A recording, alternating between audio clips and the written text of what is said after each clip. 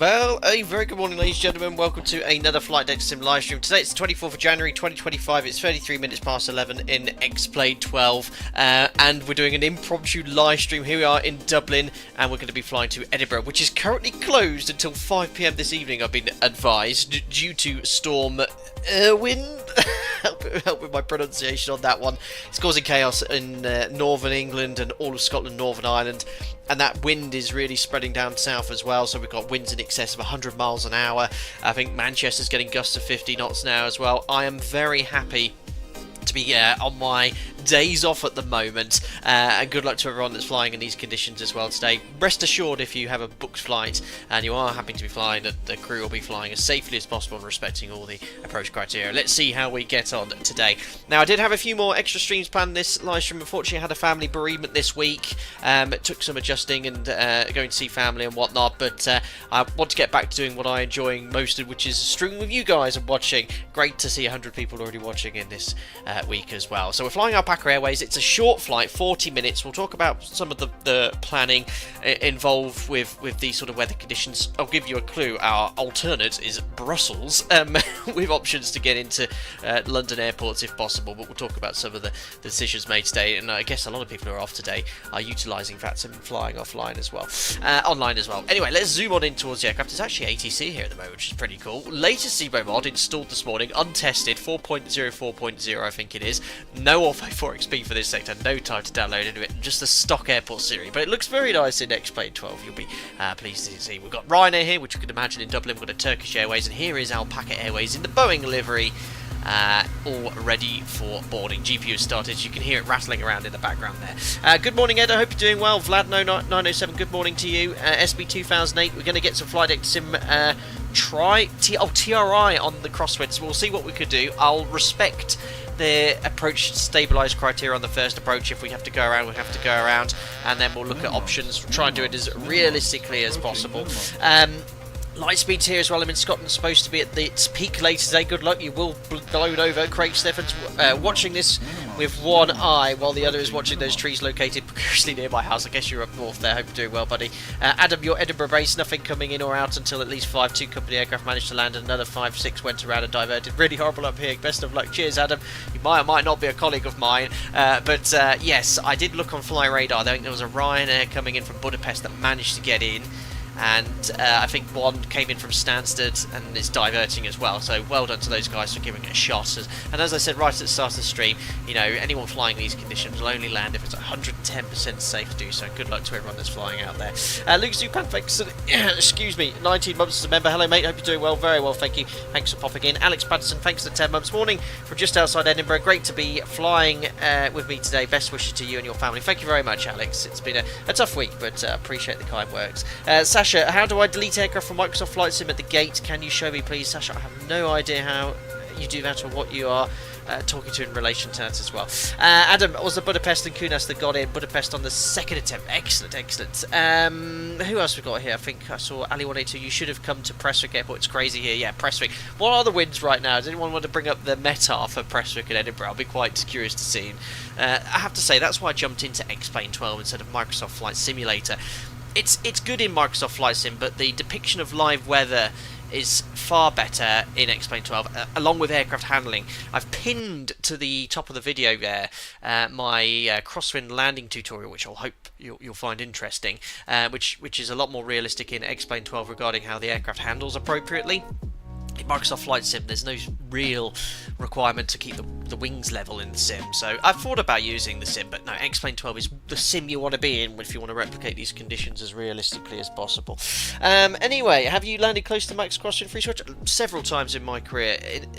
My operator, the crosswind limit is 33 knots for dry and wet runway, and that limit decreases as the runway condition code decreases as well. There's the wind in Edinburgh right now, so 220 at 36, gusting 48 knots. So runway 24, you'll actually find that crosswind will be within limits, but that is wind shear territory. So we'll talk about the wind shear escape manoeuvre. I might pop ourselves on the hold before the approach and talk about some certain things, but we'll talk about fuel planning and everything you need as well. Very windy here in Dublin too. Paul Brennan says still wild here. Wind blowing a hoolie. Love it. Echo Golf Alpha Alpha, is that Belfast? I'm not sure. 61 knots. Like I said, I'm so happy to be in my office at home today and not flying. Anyway, let's get the show on the road. So, completely cold and dark.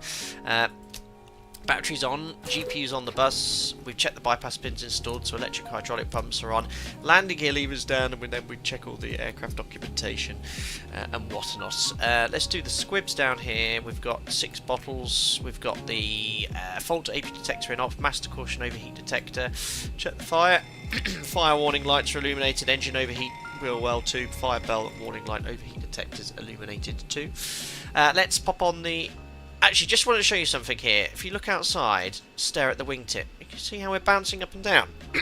Very realistic, and I remember once being, I think it was in Valencia, they had 60 knot winds, but down the runway we're just in limits for takeoff, and we could not get the IRS to align because it was... the aircraft was moving around so much, and it said IRS motion in the FMC. So you can see how the aircraft's sort of moving around a little bit here. I don't know why the doors are blown apart, but look, you see that movement there? That's actually not that unrealistic. It doesn't move as smooth as that. It's very jerky, but you imagine looking outside, you know, huge control surfaces like this, the wind's hitting this, and that is ensuring that the whole aircraft moves around in these conditions. Right, we've done that. Right, fuel planning then. So, before we go anywhere, at the planning stage, we need to make sure that we have what I like to call bulletproof alternate. So, we're simulating quite a heavy aircraft, 175 passengers, and the zero fuel weight's based off that. And you can see, look, my alternate, planned fuel alternate, I've changed to Brussels, which is an hour and a half away from Edinburgh if we divert. I know it's crazy, but these are the sort of alternates you need to find to ensure that if you do divert, you know you can get somewhere far away. But we wouldn't plan to go to Brussels. So you can see here I've got Brussels as the planned alternate with a huge amount of fuel, and we'll take that fuel as part of the block fuel. And we've got then our second alternate to return to Dublin. I wouldn't want to really divert to Dublin with these wind conditions and people going around here. Stans is probably the most realistic option. Large UK airports, single runway with favourable winds down the runway, but Manchester again a little closer and the least fuel, but again very strong wind. So you still can divert to other airports off your flight plan, and of course if you had to in an emergency, if you got to a situation on low fuel, declare a mayday, which opens up more options. You never want to get to that situation. So we're planning for Brussels. That's where we have plenty of fuel to get to, and that fuel figure here is included in the standard block fuel. Check the weather, it is windy but well below limits, and then we have 6.6 tonnes. Now obviously we want to take additional fuel on top of that to be able to say hold at Edinburgh for 30 minutes at least and do 2 approaches on top of that, and then still divert to Brussels. So we'll take some extra fuel. Conservatively this is quite high, but 2.4 tonnes an hour is what we use. But be careful with your landing weight, because let's imagine we can get in Edinburgh first time off the approach. We don't want to be above max landing weight, so you've only got room maybe for an extra 3 tonnes of fuel. I remember looking at the Airbus, they don't have much room for additional fuel with a full load of passengers. We generally do in the NG and Max. So we'll take an extra 2 tonnes on top of the block fuel. That's enough for 2 approaches and hold for 30 minutes, divert to Brussels and still have you know, 20 minutes on top of thin res. So 2 tons extra, landing at 64.2. It's still 2 tons below the max, 1 ton below the max landing weight. So the final fuel figure 66. We'll call it 7686, which is such a huge amount of fuel. You wouldn't usually take this amount of fuel on this short sector, but today these are the days where you take it. So 86 airside services. Load the OFP from here, and we said 8,600 kilos. Enter, and we can activate. That starts X-Plane 12 off on the boarding process. I don't know if it opens a door on the air stairs. Yeah, look, it's extended the air stairs. It's going to open the door, start the boarding in the background. And look at the N1 fan spinning. That's very realistic as well in the wind. One of the things I really love about X-Plane 12, it simulates all of these things in the background. Working very well. Right, that started the boarding and fueling process. Is there any questions here? Brussels, that's bizarre. I know SB 2008. That's not where anyone would want to end up. That's where we'd want to go into. Piano Learner Airline Live showing plenty getting into Manchester. Yeah, it's gusty winds, but it's straight down the runway in Manchester, which makes it a little easier to land. Toms, if you were to fly UK domestic and divert to an airport in another country, how would this work for passengers who don't have their passports? So at my operator, you are required, I believe, to always have your passport, even on domestic flights, I think. Don't quote me on that. I know there's certain airlines that don't, but I think that's happened before, where an airline diverted and no crew didn't have their passports. That's a fantastic question, not one for me to worry about, Toms. Adam Cologne is a popular alternate when the UK is covered by storms. I've seen that on an alternate a few times as well. Maybe I should have chose that. Brilliant. Yeah, you can see the M1 registering, which I don't think it would do, because the EC isn't energised. So would you see that on the ground? I don't think you would. Right, cleaners are on board. Fueling's not complete yet, so we'll leave the seatbelt signs off. Test the attend button, do a quick config check. That's all fine. Where did I get to? Flaps are up, which match the indicated position. Cargo fire test next. Forward aft, fire warning light was illuminated.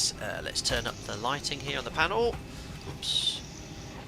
There we are. Manual gear extension door. Check is closed. Check the circuit breakers. All the usual pre-flight stuff.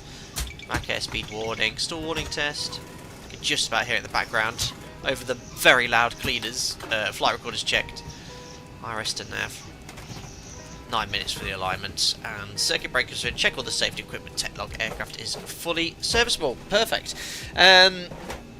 You're welcome, Tom. Sorry I wasn't able to answer it fully. That's an operational question. For operations. Luke, morning captain, just got up after a night shift. Not the best condition to be a pilot or HGV driver. Hope you're well. Take it steady, Luke, if you're driving in the UK as well. I know high-sided lorries can easily get blown over in those conditions. Have they actually shut the bridges in Edinburgh and Glasgow? I think a number of roads are being closed. I think the actual warning from the government now is do not leave your house unless it's essentially... you know, unless you have a really good reason for travelling. Right, we do have. Oh, shut up! These cleaners are so loud. Right, let's grab the ATIS here. We do have ATC online as well. Flight deck fuel is all loaded up, and you are good to go. Great. We'll pop the seatbelt sign on then, and Dublin ATIS 124530. Let's get the latest weather here in Dublin. Just turn the music off. There we are. Just turn up.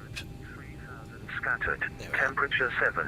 Dew point -1. QNH 982 hectopascals. 982. Taxiway Alpha Brilliant. closed. Taxiway Echo 2 closed. Advise if unable take off runway 28 right. Advise right on for initial departure. contact. You have listened to information. Delta. Perfect. Information Delta. Dublin International Airport 8 is information Delta recorded at 1130. Approach type ILS, landing runway 28 left, takeoff runway 28 right, parallel runway operations in use, landing traffic plan to vacate taxiway Sierra 5, transition level 70, wind 240 at 18 gusts 32, Okay. wind variable between 200 and 280, visibility 10 kilometers or more. Few clouds at 1,200, 3,000 scattered. Perfect. So I've got the ATIS, but I want to show you something here regarding takeoff performance calculations, which I don't think I've discussed before. So if I just, I've put the ATIS up here so you can see it anyway in Xpilot. So if I just share my screen, so you can see here's the the winds which I've highlighted. So 240, 18, gusting 32, variable between 200 and 280. So we have to do two things with these winds. The first thing is to make sure that we're within crosswind limits. Now the fact that the wind is less than 33 knots, we know we're already below crosswind limits. But if it was less than that, we'd have to work out the crosswind component. Secondly, we want to look at performance, and with performance you're always very conservative. So we wouldn't use the 32 knots for the performance, because that gives us a stronger headwind component.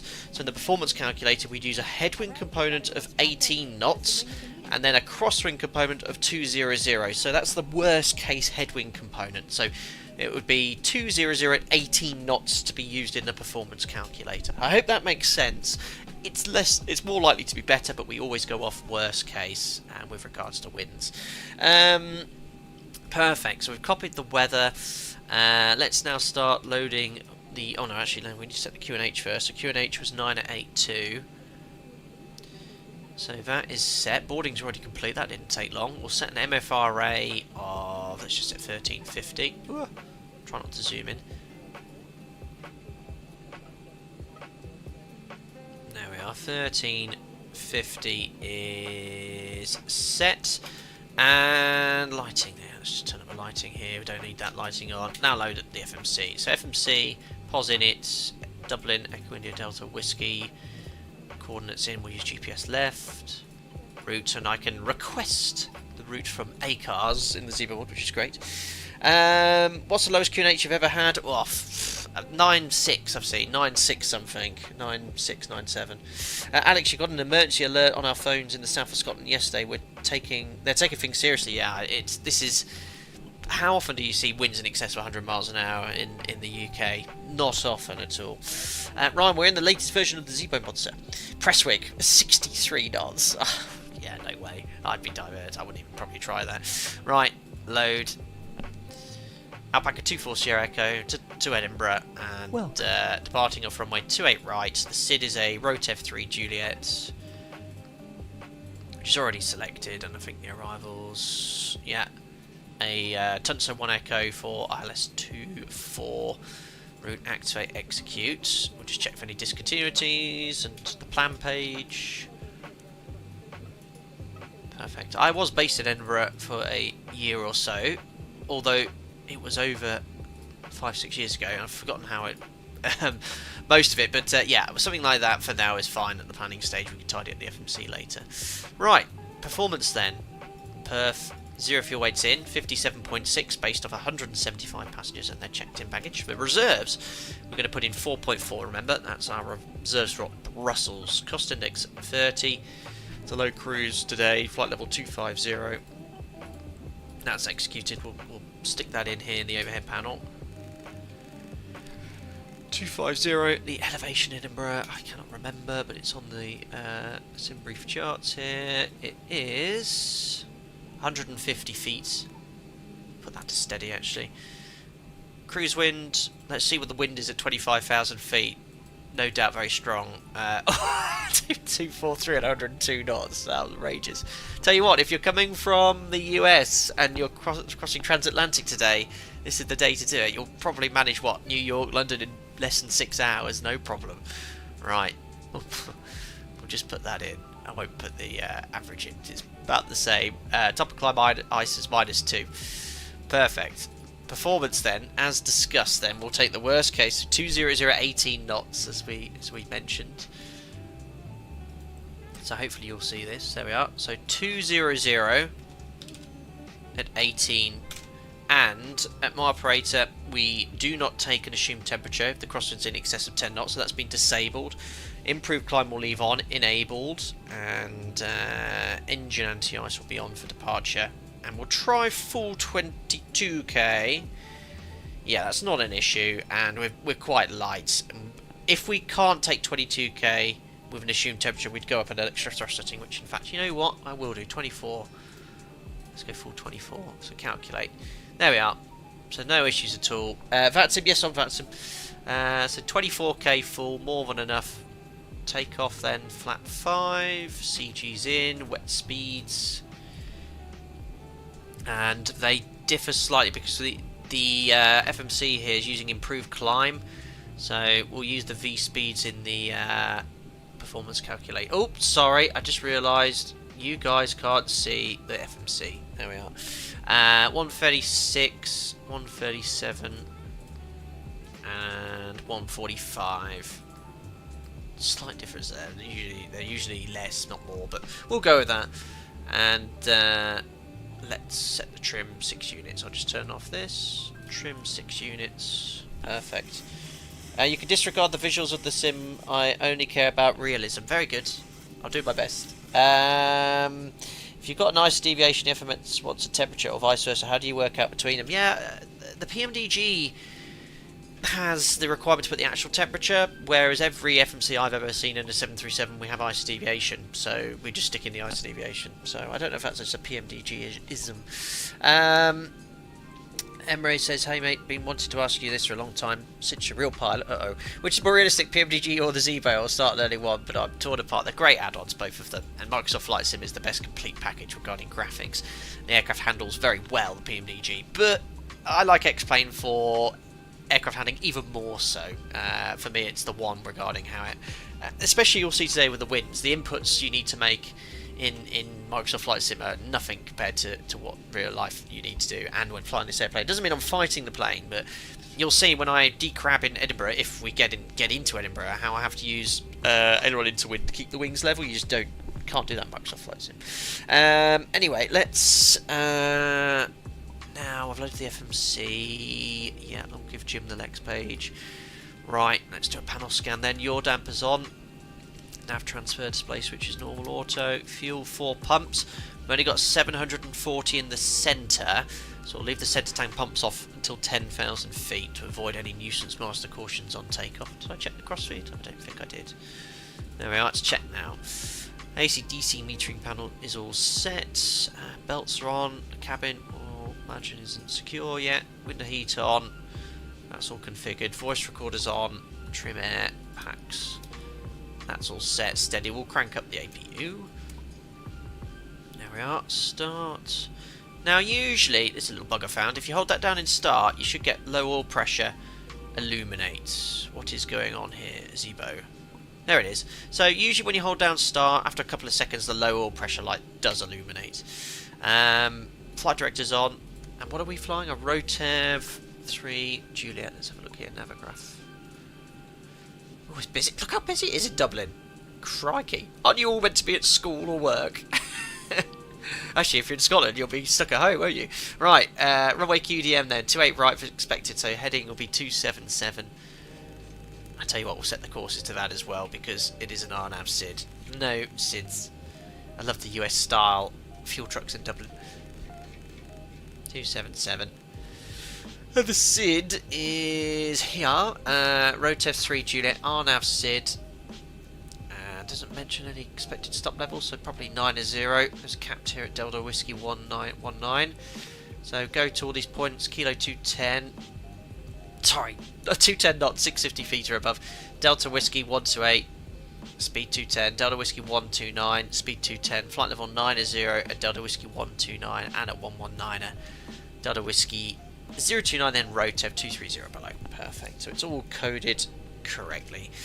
And nav aids, I'll just tune Dublin 14.9. Excellent. We'll get the clearance, and then we'll do our checklists, and then we'll get on our way. So that's active. RTO reset. Takeoff page for me. Trimmer set 6 units. Wonderful. Rudder and on trim we check as well. Right, let's grab our clearance from VATSIM. Has the wind handling improved in Microsoft Flight Sim 2024? To me, it feels the same in 2020. Found a try Microsoft Flight Sim for 2 days. Great for sure for the graphics. So the aircraft handle fine for the average user. It's fine, but yeah, I like this sim. Well, look, you know, this is all stock X-Plane you'll be seeing today. Right, let's grab our clearance. We've got tower online 1186. I'll try not to spill out my operator's call sign, which is extremely likely. Operating from an airport like this, I better shut my gob. Backfat break, Ryanair 44 Papa X-ray from November 2, surface winds 24 degrees, 18 knots, gust max 32, runway 28 right, good stay, bye. Roger, via November 2, runway 2, right, clear for takeoff, thanks, right, 44 Papa X-ray. Perfect. Tower, hello, it's Alpaca 24 Sierra Echo, stand 124 information Delta, QNH 982 hectopascals, clearance to Edinburgh, please. Alpaca 24 Sierra Echo, Dublin Tower, though, clear to Edinburgh, road 3 Juliet, departure, runway 28 right, stop climb, flight level 900, squawk 7504, airborne frequency, Dublin control 132.580. Clear to Edinburgh, off runway 28 right, the rotor 3 Juliet, climb flight level 90, squawk 7504, airborne frequency 132.580, Alpaca 24 Sierra Echo. Alpaca 24 Sierra Echo, read back correct.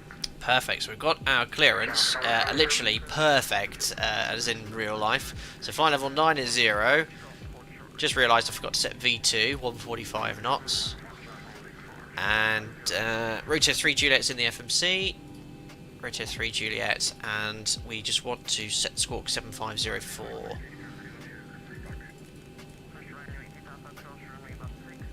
Be careful with that one. Perfect. We can now do our checklist, safety inspection checklist.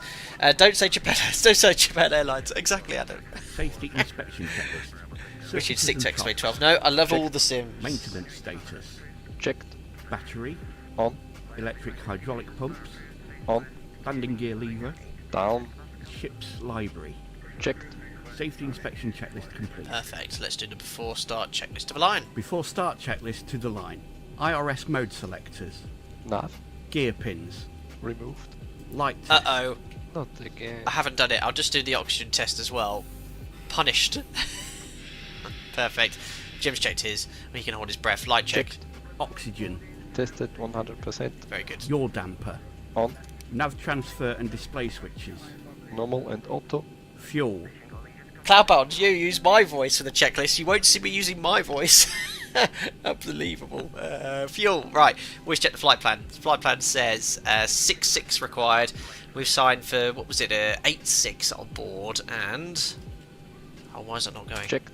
Fuel pumps. 4 on. 4 pumps on. Cabin util IFE galley power. On. Emergency exit lights. Ground to cockpit, tow is driving Fasten up. belts. Tugs on the way. On. Window heat. On. There it Air is. Driving through the conditioning. building. Takes auto. Bleeds on. Pressurization. So we've got Pax Auto bleeds on and 250150. Set. Pressurization mode selector. Auto. Instruments. Cross checked. Auto brake. RTO. Hydraulics. Normal. Speed brake. Down D10. Perfect. Parking brake. Set. Stab trim cutout switches. Normal. Wheel well fire warning. Checked. Radios, radar and transponder. That's all good. I'll put that to out off because it's going to get a pushback shortly. Set and stand by. Some doors Rudder are and still open aileron or the trim. GPU or the ASU are still Take connected. briefing. I'm waiting for all of them closed and disconnected, then I will proceed.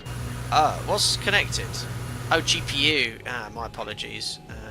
Okay, all doors There and we are. hatches are closed. Ready to connect. Perfect. Discussed. PA. What does he sound sad? Complete. Oh, fuck it. FMC CDU. Perfect. Set. N1 and IAS bugs. N1 and IIS auto. V-speed set. Stab trim. Set. Performance, weight and balance. Perfect. Checked. EFB. Airplane mode and stowed. Phones. Off. Flight deck windows and cockpit door. Closed. Doors. Closed. Passengers. Seated. Before start checklist completed to the line. Amazing. Checklist complete. Perfect. There's a number of questions coming in I saw whilst the checklist was running. Yes, Clapod, I don't want to hear my own sound on the checklist. Skirlish, are we using New Sky today? Yes, it's all up and running in the background. I forgot to show you before the start of the stream. Let me just show you now. And I want to just double check that it is set up. There we are. So it's running already. So we're going to get some lovely virtual money for the virtual airline. Steve, your house is being battered with wind and heavy rain in the night. Seems to have calmed down now, but not kite flying weather, that's for sure. Brilliant. Heavy Rat said, in real life, do you ever make small mistakes like the oxygen check test just then? That's why we have checklists. So the checklist is your safety net. So if you make an error, forget to do it, that captures it. And yes, it does capture errors. You know, we all pride on ourselves on doing things by Marion.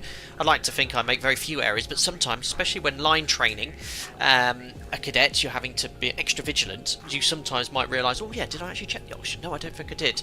And if there's any hesitancy, you then complete that check. So things can happen. You can have distractions. Even the most competent crew can have distractions, and that's why we have checklists. They're so important. Excellent. Harry said, then approaching the exam, start focusing. Yes, start focusing, working hard. And I think there's a bit of a chat going on there. Excellent. I think we're ready to go. Oh yeah, someone was asking about the X checklist. Yeah, so not the X checklist, the interactive checklist. I think I've got no mods here, so I think the command to bring up the link to use the checklists in the ZIBO mod is this, or checklist maybe. Not sure. Hopefully it'll come up. Luke, have you heard the new Boris sounds being released? PMDG, they sound so realistic. I have, and I've seen some good videos, and Boris did drop me an email, but I've been quite busy this week, so I've not had a chance to get back to him. Well, I have emailed saying I'm happy to check him. He hasn't replied, so I was quite late getting back. Right, I think, guys, we're ready to go, so we just need to ask for push and start.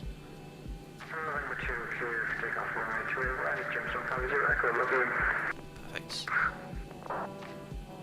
And double ground Alpaca 2 for Sierra Echo. We are on stand 1, 2, 4. Request push start. Forgot what stat I was on. Alpaca 2 for Sierra Echo, push and start approved, face west, QNH 982 hectopascals.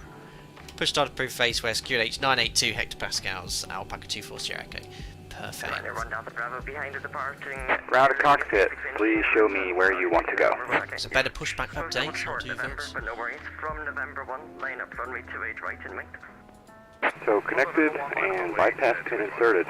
Release parking brake. Perfect. Let's just do our checks. Packs. Anti-coal. Parking brake set. Transponder out off. Let's just do the checklist. Before start checklist below the line. Air conditioning packs. Off. Anti-collision light. On. Parking brake. Set. Transponder. Out of. Before start checklist complete. Let's go. 3 minutes late, not bad. Wait, I've raced. Starting pushback. Yes, perfect. And you may start engines. There we are. Now, when you've got strong winds like this, you might want to consider delaying engine start until the M1 fan stops spinning. It could be spinning backwards, and it does increase the risk of a hot start. I believe it's hot start. Now the wind's coming in from behind. I'm thinking, no, where's the wind coming from? Yeah, 2-4, so it should be okay. Maybe a slight tailwind, and I think it's exasperated in the sim. But out of curiosity, I just want to start the engine and see what happens.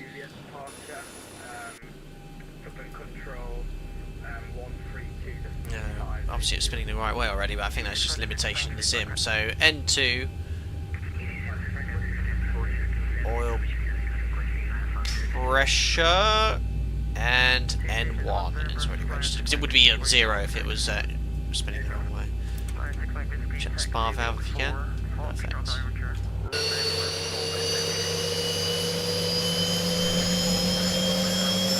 Perfect. Adrian, that's a really good question. Does the M1 rotate in both directions based on front or rear end? A great question. Spoozy, my understanding is it's 0, because I've started it with a tailwind up the chuff. And I've started it. It takes ages for one to appear, so I think there's 0 if it's spinning in the opposite direction. Very good question. One for an engineer. Perfect. Megabyte Gaming, thanks for your membership. Welcome aboard. Glad you enjoyed the content. You get invited to our members over Discord. Complete. Set parking brake. Hope you enjoyed the custom emojis in chat. Thanks, buddy. Disconnecting tow. Stand by. Will you brake the engine if you add fuel before 26%? It increases the likelihood of an aborted engine start, but so you wait until 25. You want to have 25% oil pressure and M1 rotation before you insert any fuel. And you can leave this. Look, if you get to 25 like I have now, it doesn't matter. You know, max motoring 2 minutes. You've got ages, so you can wait. It's important to wait until you've got the correct rotations. There you go. Steve M, yeah, probably in a slightly different context. I don't know. I don't know. Yeah, well, you know, maybe it's a bit of my Lincolnshire coming out. Brilliant. Don't make me laugh. Right, Tow is cut out. disconnected and What is bypass it? pin has been removed. 2463. Hand signal will be on the right. We'll see you next time and have a great flight. Thanks. 1-2 stable. Jenny's on. APU's off. Start switches. Probe on. It was wet and less than 10, so engine anti-ice on. We've not taken performance wing anti-ice because this turns off automatically, but if you anticipate wing anti-ice after departure, you would calculate your performance with wing anti-ice on. Oh, I like the duct pressure spikes, they're cool. Flaps to 5.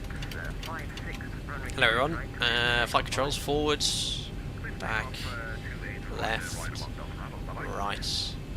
Rudders, right and left. Perfect. Recall and blank the lower DU before taxi checklist. Before taxi checklist. There's Nigel. Generators. On. APU. Off. Start switches. Continuous. Probe heat. On. Anti-ice. On. Air conditioning. PEX auto. Bleeds on. Isolation valve. Auto. Flaps. Flips 5 required and selected. Green light. Stab fins. Set.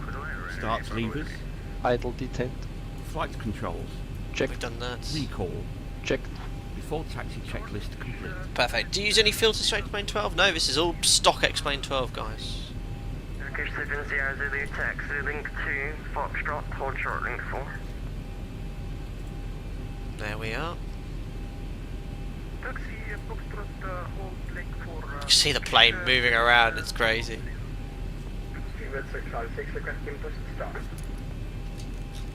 Put the next airborne frequency on standby. Squawk 6461. Squawk 6461. Dublin Tower, Alpaca 24 Sierra Echo, request taxi. Alpaca 24 Sierra Echo taxi link 5 Foxtrot Archer, November, hold at Neptune. Taxi link 5 Foxtrot Outer, November, hold short Neptune, Alpaca 24 Sierra Echo. Perfect. So, lights on. We're going to taxi out here, Fox Outer, November, and there's the whole short point Neptune up here. It's like I know where I'm going. Parking brake release. We do a config check. No config warning. Nice spool up times now in the mod as well. We're off.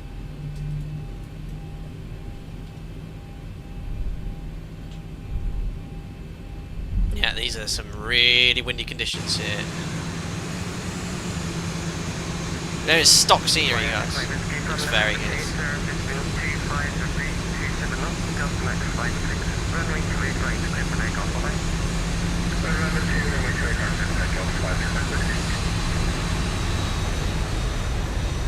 Beautiful. It's a work of art, the mod still. Well, let's test it. There's been some issues in the latest versions, but let's see how things are today. It's just like big in Dublin. I love how the airports are frequently updated on the gateway as well. Gusting 56, is that the wind here now? Great. Oh, can somebody work out the crosswind component on 25056? I haven't got my Jim here, he's asleep.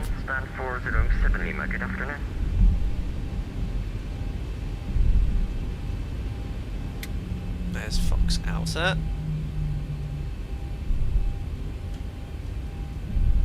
Yeah, this is stock scenery, guys. It's amazing. All the airports have been, all popular airports have been massively improved on. And no ortho today. Didn't have time to download it. Love X-Plane. Busy, got 777s here as well.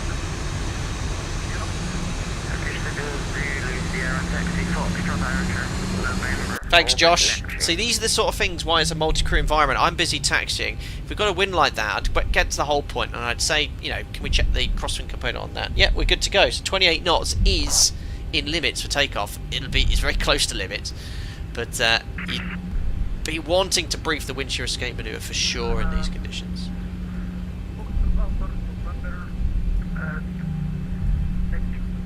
Perfect. So here's Fox Outer.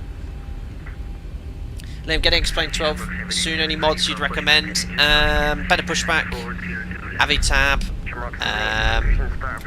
I need to. I used to have them in the video descriptions, but have I got the command? Exclamation mark. I don't know if I disabled that. Easy 656 after the British Airways A320 parks on stand on your right hand Perfect. side. Push and start approved. Face west. Let's do the before takeoff checklist. There's people blocking the Before radio. takeoff checklist to the line. Config. Check. Flaps. Flaps 5 set. Green light. Stab trim. Set. Takeoff briefing. Perfect. So, let's just get on here. Onto the parallel taxiway. Bike sort of bleeds on. V-speed set for departure. 36, 37, 45 on the MCP. The departure. Oh, the wind's really moving the plane around. Rotev 3 Juliet. Straight ahead right turn Rotev. Climb flight level 90. It's NADP 2.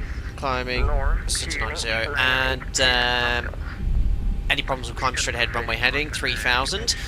Wind shear escape. So if we get a wind shear warning after departure, before V1 will do the rejected takeoff. After V1 will immediately do the wind shear escape, which is disconnect autopilot, toga, full power, disconnect order throttle, wings level 20 degrees, follow flight director guidance. Once clear wind shear, we'll continue the after takeoff profile. Like a 24 Sierra Echo from November 2, surface winds 25 degrees, 27 knots, gust max 56, Lovely. runway 28 right, good for takeoff, bye-bye. Flight November 2, runway 28 right, cleared takeoff, Alpaca 24, Sierra Echo high. Perfect, so cleared takeoff, guys. We've checked the wind, so thank you very much for that. We are within limits just. And takeoff briefings reviewed. Cabin. Secure. Before takeoff checklist completed to the line. Excellent, so we have been cleared takeoff. Just better make sure the cabin's secure. Yeah, it is, perfect. Right, so MCP is done, and that's done as well. And here is November 2. So, play the line. Before takeoff checklist below By the the line. radar on. MCP. 10 knots for turns. Transponder. So realistic. ARA. Strobe lights. On. Landing lights. On. Before takeoff checklist complete. Perfect. So it is recommended to do a rolling takeoff in strong crosswind gusting conditions, but ensure that both engines have stabilised before you set takeoff thrust. That's really important. Right. Winds in limits, 28 knots across. Go, cams on. Timing. We've got 24k, so 40%. A little bit left of centre line. Whoops, so make sure they're stabilised before you set takeoff thrust. Perfect. Alright, that's okay. Stabilised, set takeoff thrust. So a little bit of rudder to maintain centre line. 80 knots. Checked. Introduce a little bit of aileron into wind now. It's pretty much straight down the runway in the sim. Oh, you can see it's already rolling. It's a bit too much roll. E1 Okay. rotate. There's a lot of right rudder in there. Keep the wings level during the rotation. Don't look at the aileron input required. So realistic. Great. D-crab. Gear up. Whoa. Wind shear. Okay. So full power. Speed brake stowed. 400. Follow the flight director guidance. First wind shear we've ever experienced. So don't change the gear or flat configuration. I think it's a bit more spurious now. It's not in real life, but we are full power. Right, we're clear of wind shear. Wings can now go into the turn, reduce to takeoff power, and bug up.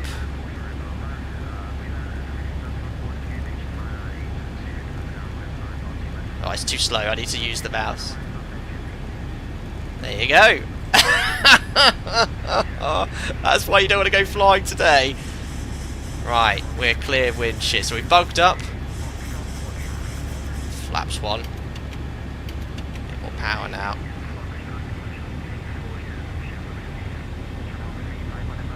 So clear of wind shear. I'll talk about the wind shear escape earlier. Just want to keep the wings level, follow flight director guidance, pitch 20 degrees. But we're clear now. No more warnings, we're above 1500 feet. Set standard. Got to do all that other stuff as well. Flaps up. There we are. Wicked. I don't know how the wind shear system works in the mod, but that's the first time I think I've ever experienced it. That's wicked. There we are.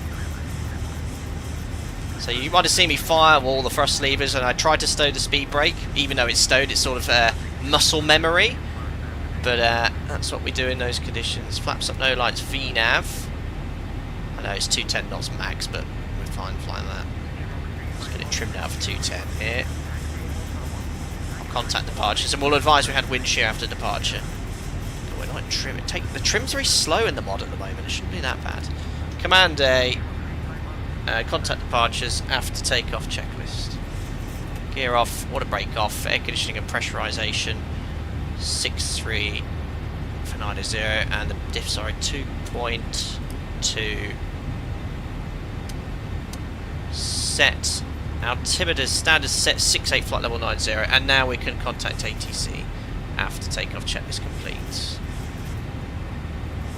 Dublin Centre, hello, it's Alpaca 24 Sierra Echo. We're on a Rotev 3 Juliet passing 7.4 for flight level 90. We had wind shear on departure. 240 Echo Dublin control, copy. You're identified. Climb flight level 120. Flight level 120, Alpaca 24 Sierra Echo. So 120 checked. Dublin control, right. So we can delete the restriction. 120 VNAV and standard set after takeoff checks complete. There we are. Oh, I'm to my order throttle. What the hell? Oh my goodness me, did I forget to do it? Well spotted, guys. That's why there's two of us. That's why there's two of us. Yeah, because obviously the wind shear escape. Always check your FMAs.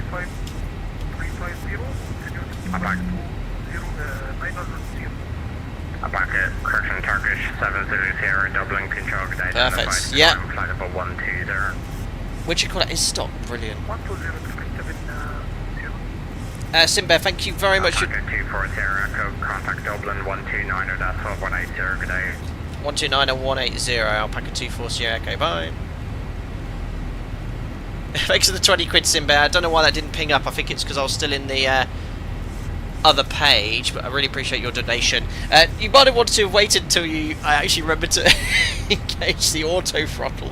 So there you are. FMA is really important, but when you're streaming and doing this with lots of distractions on your own single pilot, it's easy to get distracted. FMA is very important. There you go. And that's, you guys are my virtual first officers. Going back to the 40 for 28 left. Runner 7 Papa Alpha, way back. Which one to go? 7 Papa Alpha, Vertical speeds. The same 150, runner 7 Papa Alpha. Hello, that's Alpaca 24 Sierra Echo, climb flight level 120, Rotev 3 Juliet. Alpaca 24 Sierra Echo, Dublin, climb flight level 230. Climb level 230, Alpaca 24 Sierra Echo. So 230, set VNAV. Checking my FMAs really carefully now. Look at this crosswind component. To give you an idea of what that looks like. There you go. It's coming straight towards me. God, I've explained, haven't you? Perfect. Right, super short sector. Pre-cruise checks, fuel form pumps, lights, logo. Main PUs off, pressurization 4.5 set. Yeah, we'll release the crew, sell what they can, but we'll leave the passengers on. Pre-cruise checks complete. Yeah, so quite pleased with how we executed that wind shear escape manoeuvre, but just make sure if you are doing things like that in sim and real life, check your FMAs once you're done, and the autopilot re-engagement sequence, flight directives, roll mode, pitch mode, command, auto throttle. So once you've got the autopilot on, just forgot to check that auto throttle. But that's why you are here, and that's why Jim is next to me, but Jim's usually silent, as we well know, but fantastic to see in the sim. Wow, look how fast this wind is. So once we get to climb, we'll start setting up for ILS 24. Fabi, you just keep the wings level during the manoeuvre. Ignore any roll flight director commands. You might not be able to land, but you'll get there quick. Absolutely. Was that active sky injecting? That was stock weather. This is active. No, this is stock weather. I don't use active sky anymore. The stock weather's improved a lot in X-Plane 12 compared to X-Plane 11. Right, I did the wind shear escape without waking Jim. Alpaca 24 Sierra Echo, nothing further now. Monaco Unicom 122 decimal 8. 122 decimal, thanks to ATC Alpaca 24 Sierra Echo. Bye. Over to Unicom. Perfect. Unicom's active. So we've got a little bit of a tailwind now, more so than before.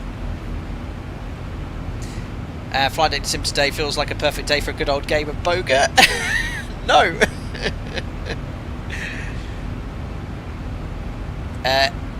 Emre the meme mate, do you have any external effect mods that affect the wind turbulence, etc.? This sim looks awesome. If this is stock, explain. It's not perfect. No, there isn't any desktop simulator. There is, but the depiction of live weather is really good in the sim now. I find. The rotation felt quite good, and when you rotate in these conditions, you might want to delay that rotation. But I had to make a lot of inputs to keep the wings level. Now, if you play back the stream, if I just turn on Yocam, I'm not going to make any large inputs because it will trip the autopilot. But during that rotation, you saw how much aileron I had to use to keep the wings level. That is incredibly realistic in the sim. Obviously, these controls are nowhere near the correct feel. In real life, they're a lot heavier. But it's not bad at mimicking the inputs you need to make in real life.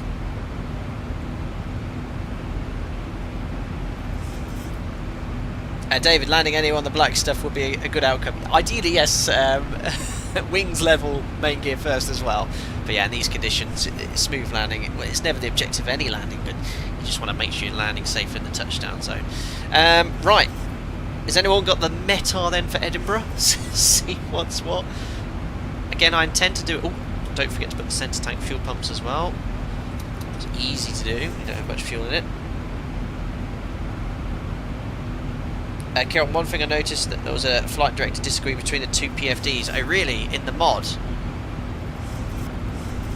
Probably. Paul, no. Okay. That's actually within limits. Runway 24, 800 metres. Crikey. Yeah, that's in limits. That's in limits. Down the runway, but very wind shear territory. Now, one thing that happened as well in that wind shear escape, usually there's a trigger. It comes from the radio altimeter closure rates and detecting.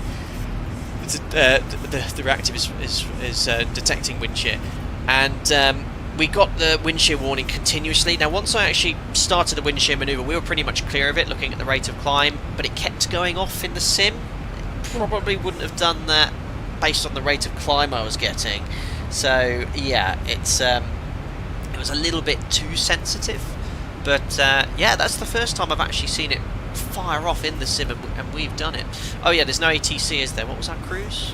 25. You know what? Let's just jump up there. 250 VNAV, set overhead panel, MCP, and wrong page. Climb. 250 here as well. Perfect. Yeah, good. The crosswind's less 10 knots. Place your bets then, guys. What do you reckon? Go around on the first approach? Cloudbound, the first stream you watched, I had wind shear. I know. On to go. Vertical speeds. 1,000 to go.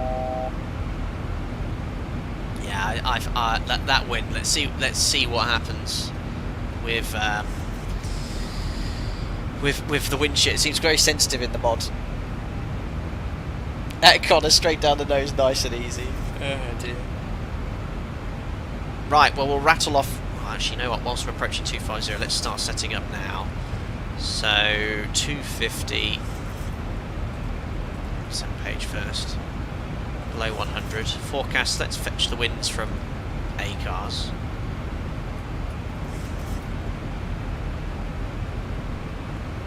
It's fetching. Probably Jim was holding down the test button. Brilliant.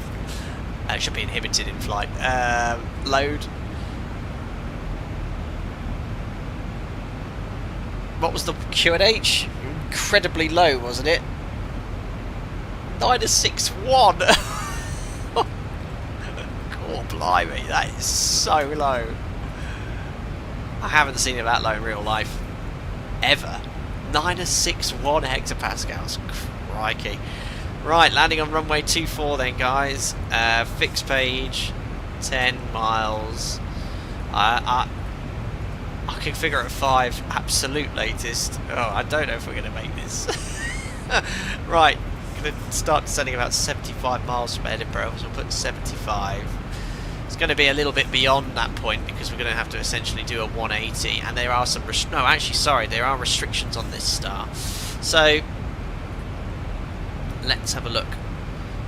We'll be coming in via Tunso at flight level 170, so this restriction puts us quite low early, that's quite normal. Then to the Tala VOR, then to Tartan flight level 70, and then we can expect vectors if we don't hold at Tartan to ILS runway 24, which we're going to have to build manually. Not a problem, we just go to plan, put in something we can expect. So what we'll do is self-position if there's no ATC after after Tartan to somewhere just to the south of this point. So what I'm going to do is put in Foxtrot India. Actually, I'm going to firstly put 3,000 feet or above. Ensure we fly. Oh, it's already there. What's the final approach? Track 240. So 90 degrees off, that's going to be 150. So I'm going to put that point 150/4. So on the 150 radial from this waypoint 4 miles away, I'm going to create a waypoint just there. Look, join the dots, execute. Oh my goodness me, what have I done there? Have I done a whoopsie? Oh no, it's just a bit of it. Oh, I think the mod's struggling to. Yeah, it's that's a bug. Right, I'll try and lower the. No, there's a bug. I've broken it. So that's a bug. It shouldn't do this squiggly line. I think to avoid this bug, we're just gonna go as planned. And just, yeah, it's broken. Never mind. Right. FMC's pretty much loaded then. ILS frequency is 1089. 1089. Edinburgh NDB is 341. Oh, Edinburgh is online. Perfect. Get vectors then. 341. Course is 240. 240. And 240. Approaching top of descent already. So let's set flight level 170 so we can make the restriction at Tunso. So VNAV, flight level 170. And VNAV will then automatically start descending at Tunso. Or to be level 170 at Tunso. So frequencies, courses, minimums are all set. No, minimum, sorry. Cap 1 is 300 feet. Barrow, so 300 feet. Barrow. Down we go, that's a short flight.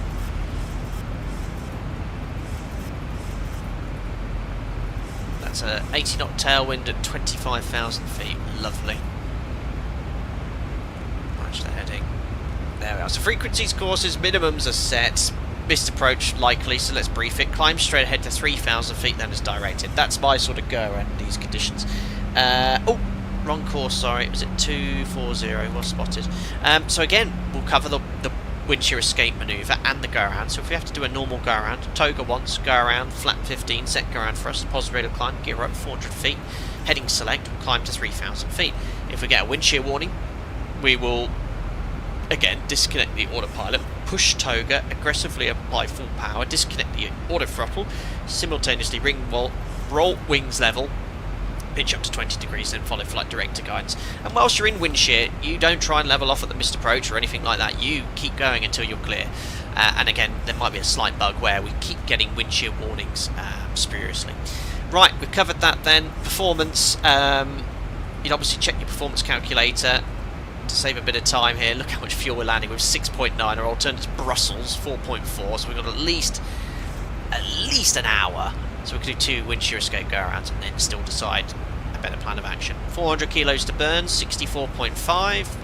It's about 800 kilos below the max landing weight. Flap 30, you definitely want in these conditions. Water brake 3. I'm not going to brief taxi April because I don't think we're going to get in. Checks complete.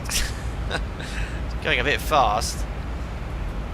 Now, see how the tailwinds dropped from 80 to 60 knots? That's why the speed sort of jumped up. It's quite realistic. So Use a bit of speed brake. Get the target speed back to 273 knots. There we are.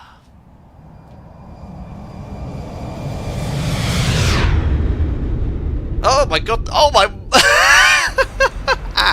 There's an aircraft directly ahead of me, within 2 miles. Oh crikey! What is it? Where are they going? Right, is that the Turkish? I think what I'm going to do is a slight plan of action. I'm going to play ATC here. Alpaca 240 Echo, reduce speed to 220 knots. Spacing. Right, 220 knots. It's within 500 feet. We might get an RA here. Right, I'm just going to go... Am I descending through his level? Right, I'm just going to go VS. Disregard the restriction and just speed brake and get this speed bled off. It's like mid-air refueling. It's an EasyJet. Damn these Airbus pilots. No, Jonathan, TARA, no, well, not at the moment because there's no risk of collision. So you wouldn't likely get one in this situation. If it was coming in the opposite direction, yes. On the way to Glasgow. Okay, let's see how he routes. Well, I imagine ATC is not worried about the Tunso restriction. Leave it in, but we're going to be level at Tunso for a while anyway. See where he goes after this waypoint. Once taking continuous trim inputs, we'll quite be doing this. Level change 220. Where are they going then? Yeah, so he's going straight and I'm turning. Perfect.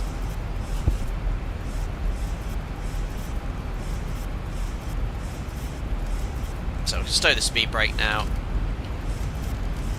Crikey. There we go. Yeah, because of that, I tried to create some space. We've missed the restriction. Not a problem. ATC said disregard. There we are.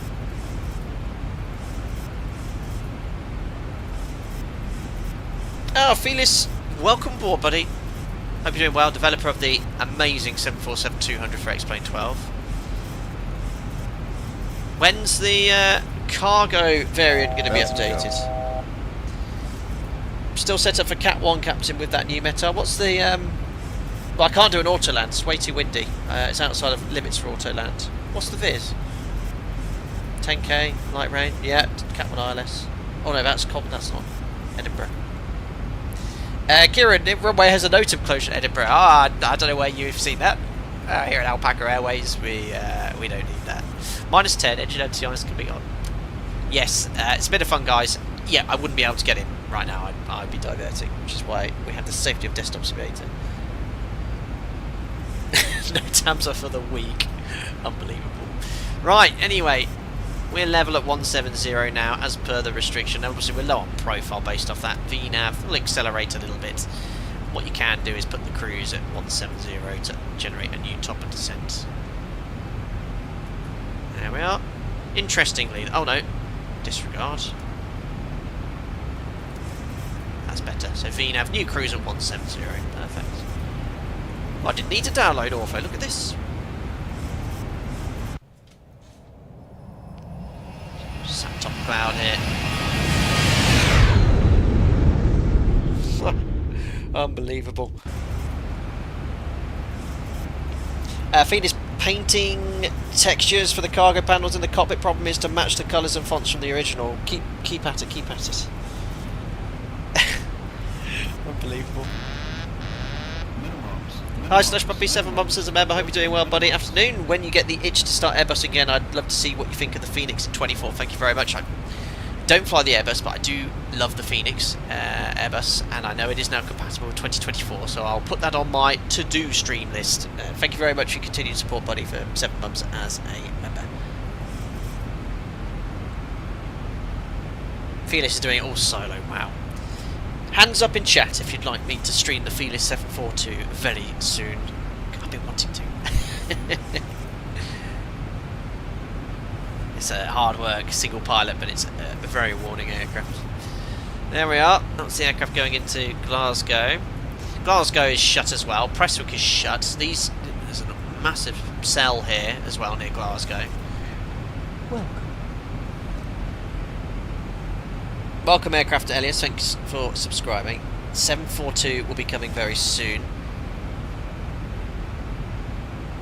Unfortunately, you have Dublin power in Dublin still, but lots of damage, especially in the west of Ireland. Yeah, we've had a number of name storms this year, but this is up a notch. This is 100-mile-an-hour winds everywhere. I've not seen a red weather warning ever been released. I mean, I'm not as far north as those being affected, so it's really windy where I am. But you know, you could operate out of this. Matt, what would your estimate your steepest crab angle during flights have ever been? Oh, well, I've had sort of 190 knot crosswinds in the cruise, and with a sort of 15-16 degree crab angle. Right, no problem. Aaron, this says this is the strongest storm to ever hit Ireland on record. Wow. Yeah.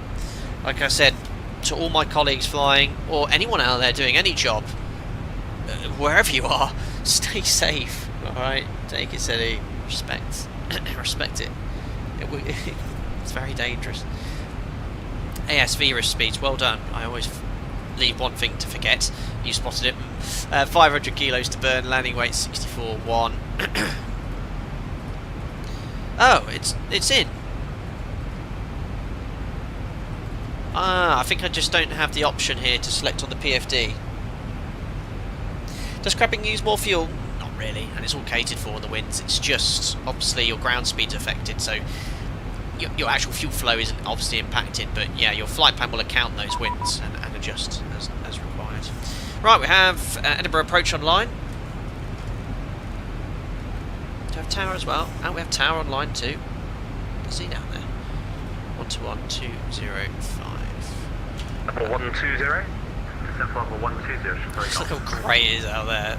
Runway 6042, descend flight level 140. Down flight level 140, runway 6042. 8514, my contact Edinburgh radar 128.980. Yeah, this is where you want to be at home. Tucked up today, guys. 62 Juliet Alpha, no further ATC, monitor call 122.8. Speed's busy. Everyone's seen Edinburgh Airport closed in real life. Let's fly there in real life. Absolutely. Edinburgh approach, hello. Alpaca 24 Sierra Echo, flight level 170 Tower. Don't have any ATIS yet. Alpaca 24 Sierra Echo, Edinburgh radar, hello. Enter the published hold at Tartan, left hand turn, still advised, maintain flight level 170. Hold Tartan, maintain flight level 170, Alpaca 24 Sierra Echo. Well, okay. That's probably quite realistic of trying to get in. Hold at Tartan. Published hold. At 015, left hand turns 3.5 miles, but at 170. Oh, my control column has appeared from nowhere. Bye bye. 015 left 3.5 miles, it's already published in execute. So because we're told to expect the hold, start reducing speed straight away.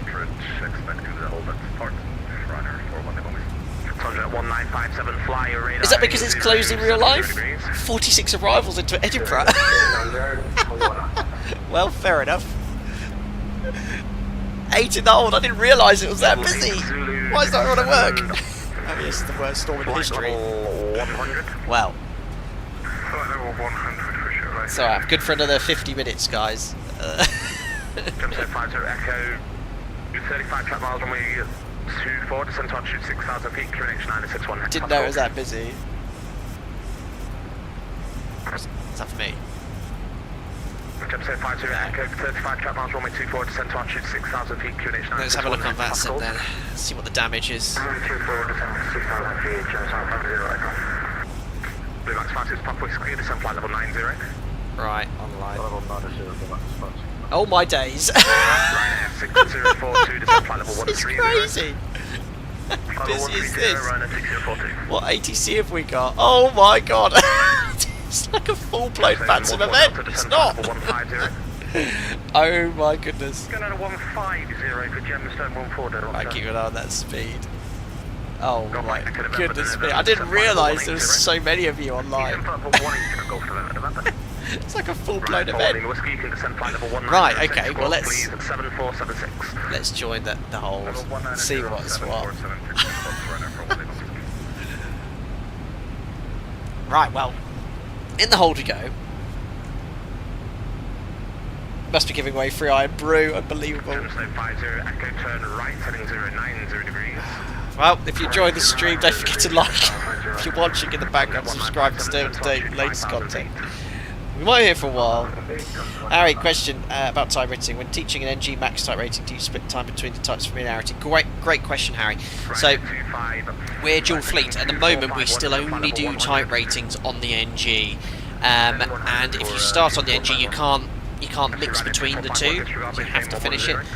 I believe this year we're starting max type ratings, and again I think if you start on the max you want to finish on the max as well. But yeah, really good question. I'm just sat at the top of this cloud here. So we're at 170, there's traffic holding already above us, and someone 1,000 feet below. And so 8 already in the hold. Crikey, reset MCP, so we can disregard that, and we can disregard the 7-0 restriction as well, and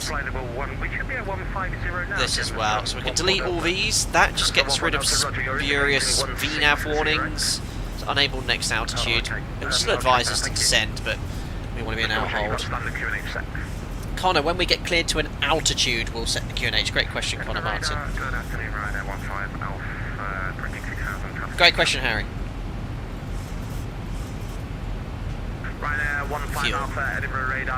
So we're 70 kilos. Should be this attitude be able to still get that fuel. Just going to leave one pump on. Okay, there we go. So this. Hello, Jack. I forgot to mention Jack's here. We're about to enter the hold, buddy. Into the hold. Good boy. Just in the hold at Palmer. Been in the hold for so long, flights and went to work a week straight, still beating me into Edinburgh. Right, well there's traffic directly below us, we're not going to see them when I'm sitting. Can't even see us. There we are. 35 track miles, runway 24, descent to altitude 6,000 feet, QNH 961 hectopascals. Fabi, do you see the latest news about the Max 10 stall management yaw damper requirements? I haven't. Mitchell, how do you set up a hold in the flight plan? I guess you're referring to FMC. So in the 737 you press the hold button, and obviously I'll put a hold in here so it's showing that, but if you press the next hold, select the waypoint you want to hold at and insert it there, then execute essentially. Just check that the tracks and distances are correct as per the chart.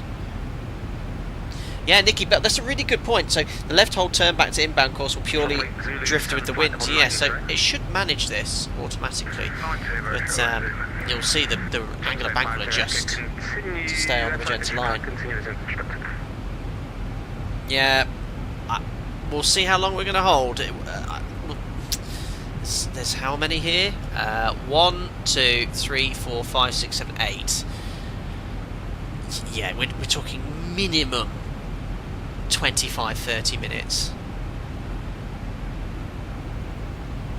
Let's see what happens. Alright. I haven't done about half one because I'm going out for lunch. For late lunch.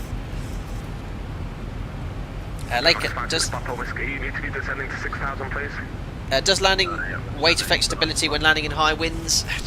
You want to be with a heavier aircraft? I'd hazard a guess, because it's less inertia, less mass to move, but it doesn't. Oh my gosh, it's. Oh, just keep an eye on this. It wasn't that long ago I streamed it. The autopilot was really struggling to follow the autopilot. Yeah, but there's no restriction or comments in any of the documentation regarding your landing weight. Elliot, there's no delay option, score 7600, we're in the front of the queue. Probably 77. What's your alternate? Brussels? With options to go back to Dublin and Stansted. Oh my, I've got icing. Great. Oh, let's check my leading edge. Someone's just used the toilet. Yeah, we might need a bit of wing anti-ice here. Max 6 Papa Whiskey, turn right heading 030 degrees. So Check the duct pressure, see how it spikes because it takes quite a large bleed demand. Squawk 0373. Edge anti-ice is on, Mr. Shuttle Lake Zulu, descent flight level 90. There's an aircraft only 500 feet below me in the mist.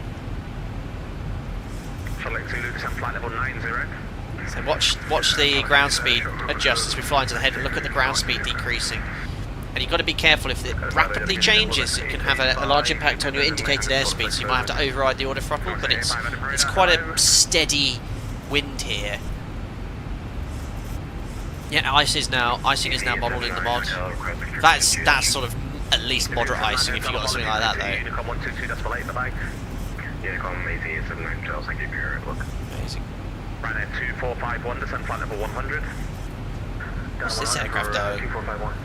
Max 56 Papa Whiskey, descent to altitude 4,000 feet, speed 1, correction speed 220 knots. This is crazy.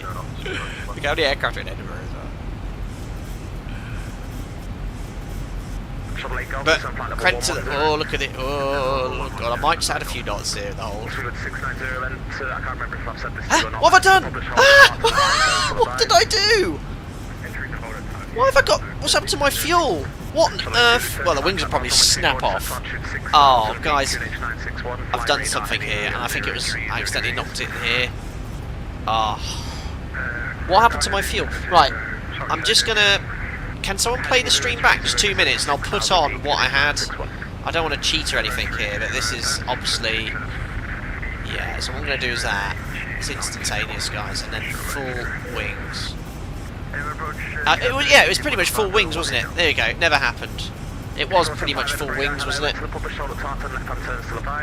Perfect. So you can see that's affected all the mass and balance of the aircraft. There we go. Alpaca 24 Sierra Echo, descend flight level 160. Descend flight level 160, Alpaca 24 Sierra Echo. 160. So when in the hold, you want to do step descent, use vertical speed, 1,000 feet per minute. So we pretty much had full wings. I won't use... God, this is one of the problems of X-Plane. Look at this. It's like I'm ascending or to heaven while I'm descending. 1,000 to go. Checked. Ryanair 2451, descent flight level 90. You had 3, 4 in both wings and 30 in the centre. Really? Was it as low as that? Okay. Still descending, immediate flight level 170. So I had 6-8. Oh, okay, I believe you. So 6-8. So 6-4. Yeah, that probably. There you go. Look, 6-8, and now it's as it was. No cheating. Stone 14 Delta, descent flight level 140. I hate doing anything like that in a stream. I tried to do it as realistically as possible. 3360, 3340. That's close enough. I give myself maybe 2 minutes extra fuel. Sorry, it's not doing it. Turn left. Watch this as well as we turn. So I can 4,000 feet, speed 220 knots. 020, I'm heading in M2. put this wing anti-ice on continuously as well. Speed 220 knots. Speed 220 knots. Okay. Now watch the ground speed increase as well as we turn back inbound to the hold. It's going to go from 238 headwind to watch it. Watch the angle of bank and the indicated airspeed as well change. Kieran, imagine doing a raw data NDB hold in this. Outrageous.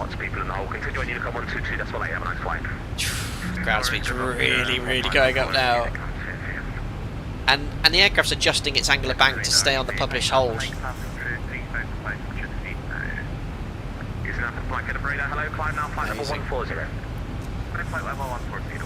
So now mostly crosswinds. And now the ground speed is going to rapidly increase. And look, it's almost shallowed out the turn. We're only doing about 10 degrees at angle of bank here.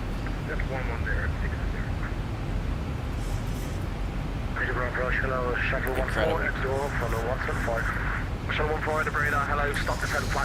Yeah, I'm balancing now whether going offline, just for I've got things to do. I didn't expect anyone to be here. maybe a few up from Dublin, but no, it's 50 inbound. 240 descend flight level 150. Descend flight level 150. Alpaca 240 Echo. Set VS. Yeah, I mean, the plane trimming is a bit annoying. I can actually disable that, can't I? It isn't like this. I think it's just limitations in. Oh, there we go. Ground speed down 360 knots. There we are. I'll mute the trim wheel. Pal, what's the estimated approach time? I don't dare guess. Now, because the ground speed's massively increased, the aircraft's having to bank up to 30 degrees, which is the maximum the autopilot will do. It is TIDVU flashbacks, Brandon. Hold at Tartan. Yeah, because...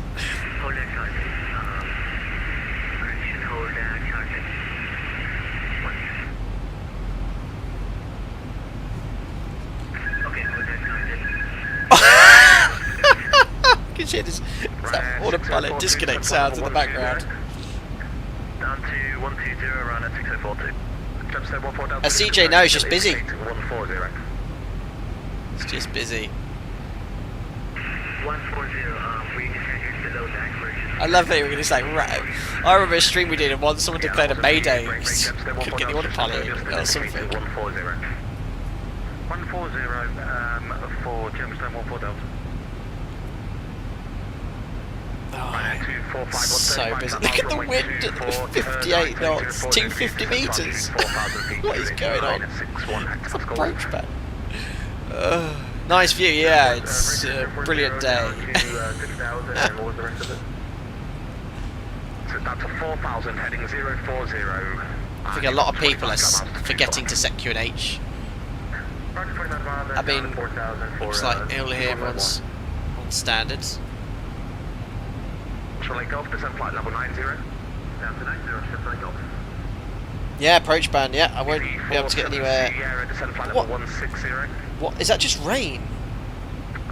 Yeah, I wouldn't be able to get on the approach, I need 550 metres. I can get to 1,000 feet, but then that's when the approach band would be enforced. So I've got crap visibility with an approach band, winds approaching operational limits, and about 50 people ahead of me in the hold. This could be my toughest landing yet. Yeah, certainly an X-plane it would be. Oh, crikey. Elias, in real life, would you hold in moderate icing for prolonged amounts of time, or would you request a climb over? Yeah, I wouldn't want to be sat here for long. I would consider diverting, you know, if I was sat here with this sort of unrealistic delay, which wouldn't happen. Oh my goodness me, look at the top of the wing. Well, that's unrealistic. Leading edge, yes. Top of the... no. Right, let's hope that helps. Sometimes you turn on it, it does get rid of this white colour. It's just a limitation in the sim. You'd have it. There you go, look, bing! Wing anti-ice. Wing anti-ice has worked. Completely cleaned it. You could divert to Echo Golf Fox Fox. Is that Glasgow? Can't remember. Might have to poll.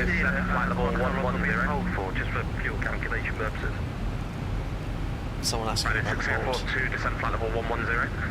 Magic anti-ice, I know. Cardiff? It's far. Okay. Where's that aircraft? I can do 10 to 15 minutes. Slack 4, ZIBO. Yeah, I think he's... oh, the whole of the wing is really powerful wing anti-ice. The whole wing gets heated. 4734, descend flight level 200. Do I dare turn it off again? Yes. Look at that. Aircrafts have to like go wings level on this bit here because the headwinds increased, the ground speed's reduced. So it's having to roll wings level to actually hold. So it doesn't look good on the PFD, but it's actually holding perfectly as per the chart. Yeah, Trent's got nothing on ZIBO's wing anti-ice. Yeah, I know. I want to know what he's using. In fact, my ZIBO mod is probably 15 tons heavier because of all the heating elements than the normal 737.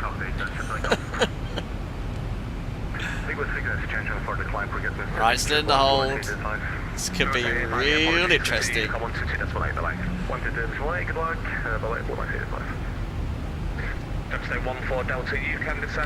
Okay. So if we do get anywhere near an approach, say, talk about stabilised approach criteria, And to continue, you need to be speed between VREF and VREF plus 20. We'll bug probably VREF plus 15 today. Correct vertical lateral path, so ILS plus or minus 1 dot. If we see the pappies, 3 reds, 3 whites, no more. Maximum rate percent 1,000 feet, no more. Landing check is complete as well. So yes, I might go a little bit off piece with those today. Obviously never to be done in real life, but the confines of desktop simulator. Oh! I've got massive amounts of icing on my wing again. Bing!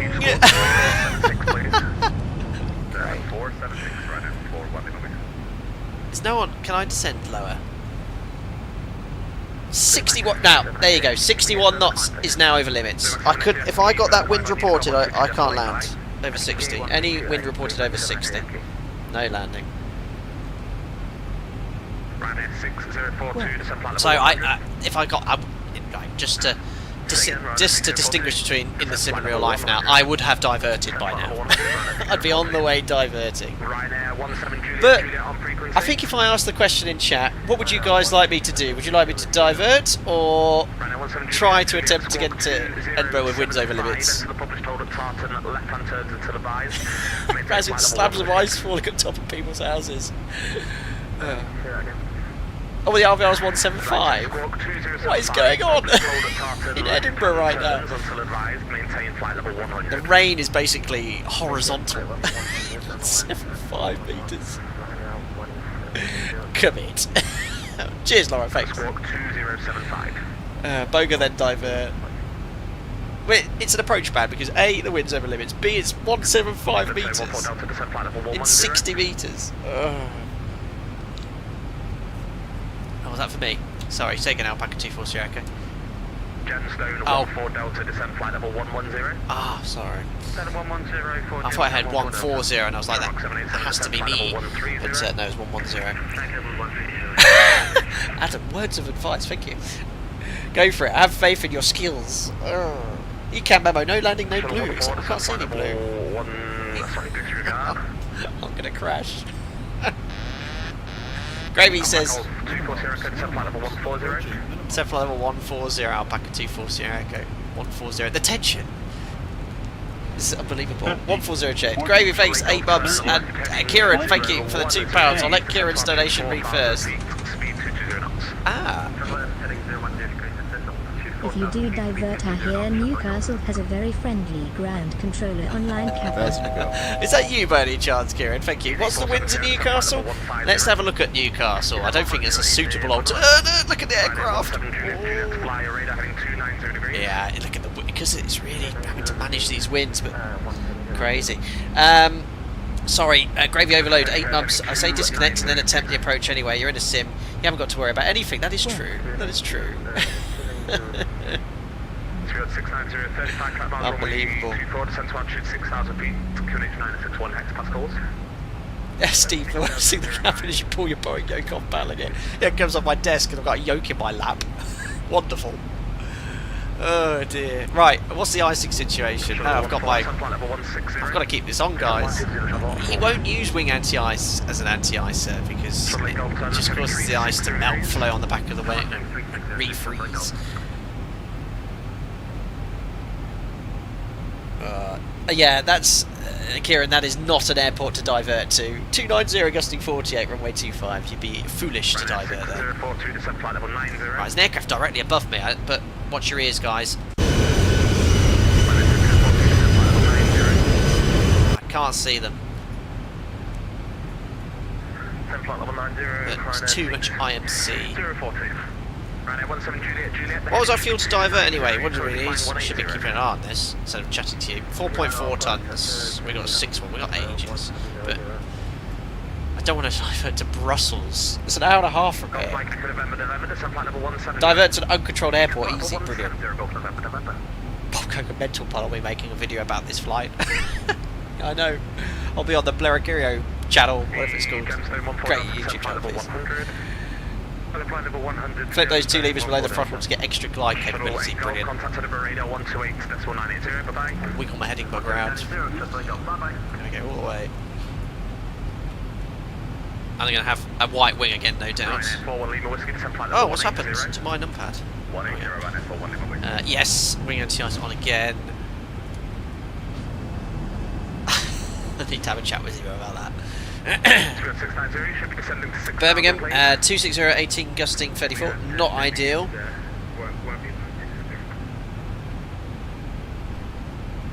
Turn off weather, true. Blue skies in Cardiff. What's Stansted doing like, guys? Gatwick, I mean, thanks. Let's have a look. Gatwick. Gatwick's lovely. Gatwick. We go London. Bristol. Bristol's okay. 25018. So south.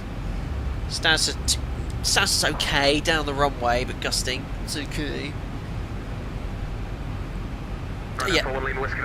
Rory Heap, good to see you, my friend. I wouldn't bother trying Leeds Bradford. No. What have they got right now? 50 knot crosswind. Just for fuel calculations, how long do you think we'll be in the hold? Martin, Echo East Midlands, lovely here. Yeah, that's probably a good option as well. Wouldn't have to go as far south. Right, I think I want to do one. I want to have one shot at Edinburgh. One shot. Tennis Gatwick's not the beach I've ever had in mind. Something like Isle of Man, no, not suitable. Oh my goodness me. Right. And Edinburgh side to our scale, Alpaca 24 Sierra Echo, estimated approach time. Alpaca 14 Sierra Echo will be looking at 13:18 potentially. I'll be in quicker if I can. Thank you, Alpaca 24 Sierra Echo. That's worth the wait, 15 minutes. 690, turn left heading 020 degrees, descent. But I've got to get wrapped up in about 25, so... Oh. We'll commit. What if you... Alright, yeah, so keep in mind, 4.4 to divert to Brussels. We're down to 6.3. Yeah, the VNAV path is no use to us at the moment because it doesn't understand a hold. This presumes that we're doing a straight line all the way in down to Tartan and then out. So we just ignore it, don't use it in the hold. 962, runner 6042. Alpaca 24 Sierra Echo, descent flight level 130. Descent flight level 130, Alpaca 24 Sierra Echo. 130. Also, as I mentioned earlier, this icing we're sat in would be a big issue. If you don't have visual at minimums, would you press on? Not in real life in the sim. Today, 1,000 to go. We'll see. At the moment, we're not going to see anything. I'm going to get wind shear warnings, not visual. Oh. Yeah, we'll see.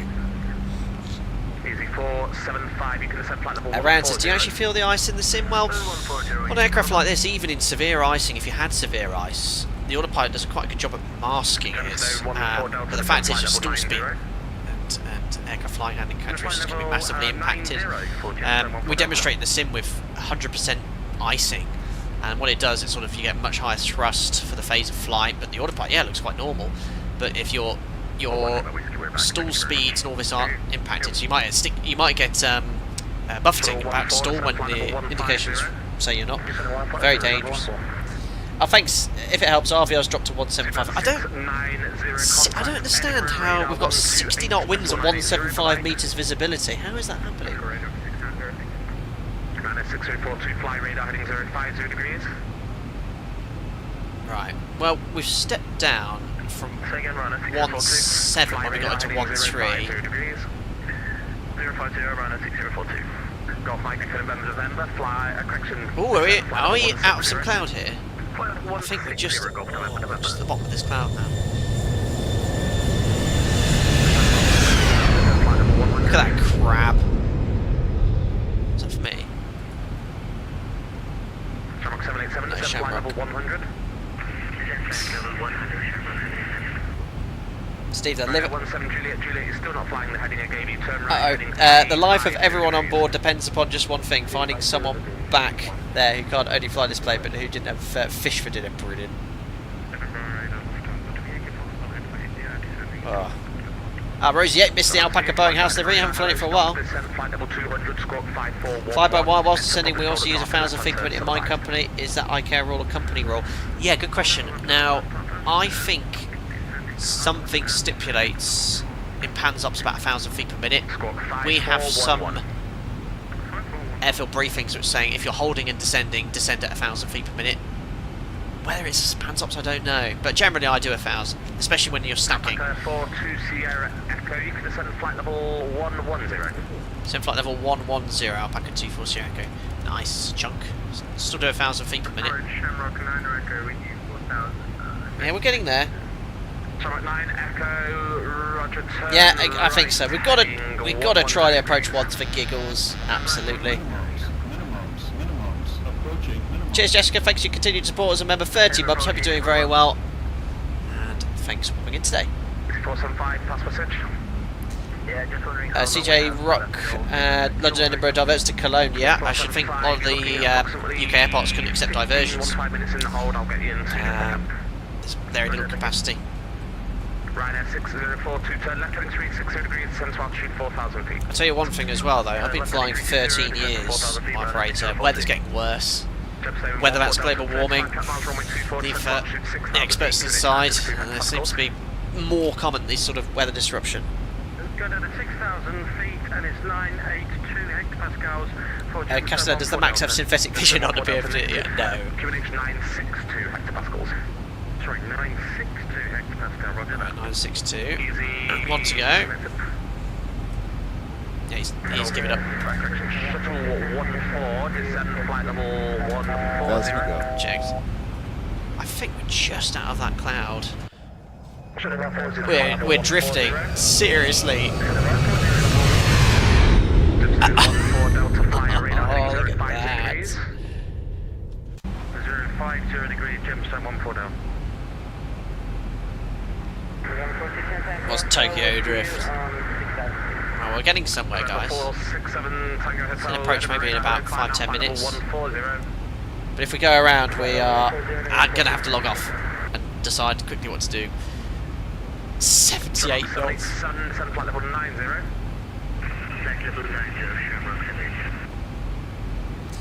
Alex, for your information, visit-wise, I'm about 10-15 miles east of Edinburgh just now. The visibility is at least a few miles. Not sure how the RVR is so low while the reported visit's 3.8. I don't know. What's going on? Yeah, that's... You might get differing RVRs. I don't know if it's just passing rain or something. I hope that updates.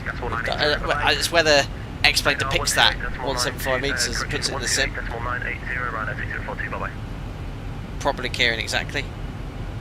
Alpaca 240, descend flight level 100. Descend flight level 100, Alpaca 240, okay. 100. 14, descend flight level 130. Set vertical speed, 1,000. Easy, correction, Ryanair 41 Lima Whiskey. Oh, Josh will be fun down on top of Arthur's seat. Yeah, crikey. There are some pictures on BBC News, I think, and no one is in Glasgow and Edinburgh. You're looking at a 1,000 to go. Golf November, descend flight level 1. But, you know what, I just don't know. Could be. Could be. But yeah, let's see how X-Plane depicts that RVR. Edinburgh Arena 128980, bye-bye. Thanks for landing him up anyway. Just preset that frequency.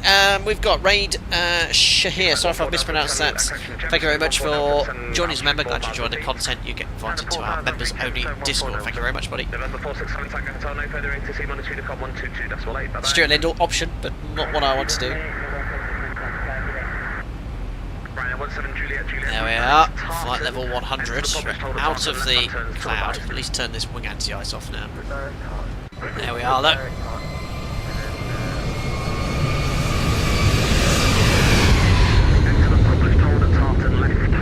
Oh, you can see with that headwind how 180 knots! That is ridiculous. The wind's getting stronger the lower we go. I'm going to leave the exit anti-ice on. Lights. Angler bank 25. Pressurization set. Belts on. Recall. 177 knots. Just look how slow this is.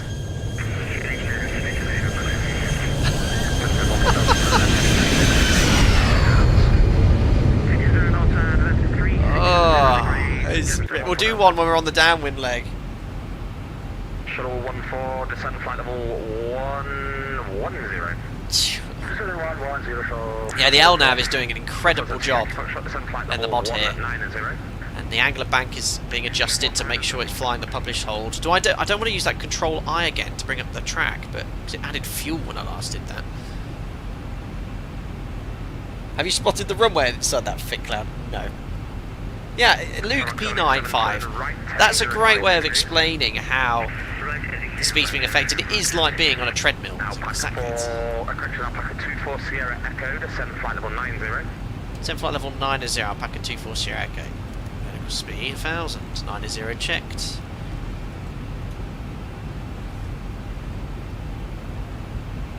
Not much faster than a PA28. Yeah, well, I mean, if you've got a good tailwind in the PA28, that would be your ground speed. Oh, M to bring up the map. 1,000 to go. No. Aha. Good thinking. Yeah, credit to ZIBO. Look at that holding. Amazing. That is fantastic. Look how it's managed this with all these disruptive winds and speed changes. Absolutely nailed it. Unlike this shuttle A320. Fantastic work, ZIBO. Oh, let's hope we get another weather update. The METAR, the visibility changes. It's the RVR.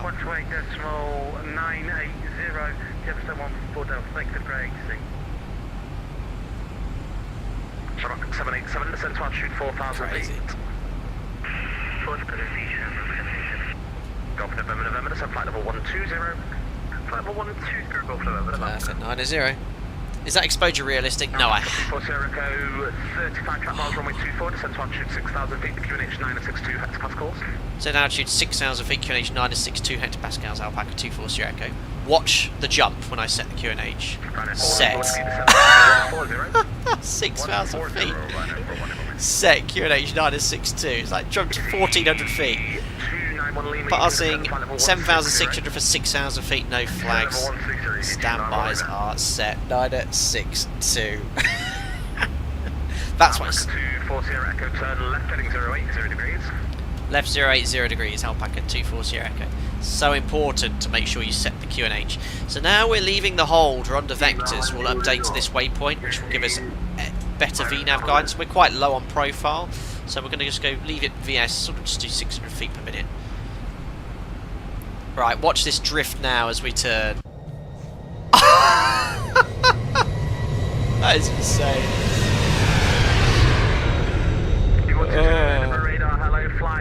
Absolutely, John Woodley, a huge threat in departure and 1,000 to go. climbing with this low QNH. So you very much discuss it and make sure it's set properly when required. So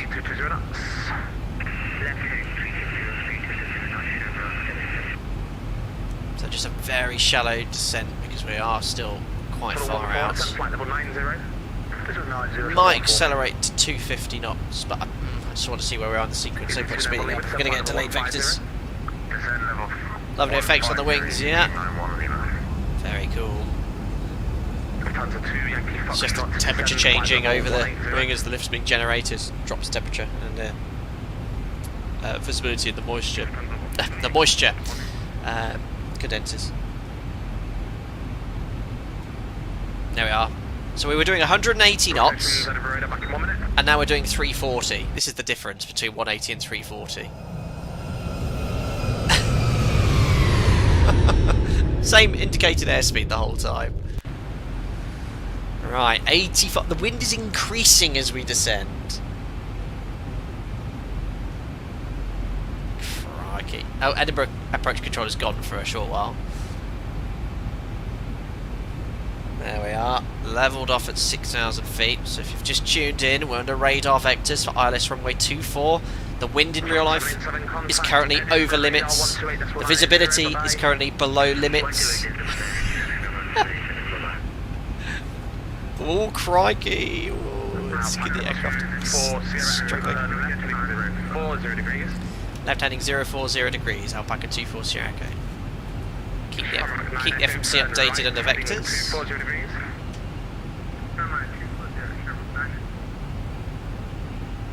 Yeah, he deserves a break, yeah, absolutely. And he had a very quick break. 120, turn right. Perfect flight conditions. Oh god. Alright, well, looks like we're being slotted in here behind this traffic. Path's coming up quick, but I don't think we're going to be going. This VNAV path is based off following this magenta line exactly, which we won't be doing. Harry, with weather like this, would you normally plan to pack extra? Yep, I'd have an overnight bag with me today. Oh, it's 800 metres RVR now. Yeah. That's doable. Send altitude 4,000 feet. Alpaca 240 Echo. 4,000 feet. Vertical speed 1,000 feet per minute. I'm not worried about CDAs today.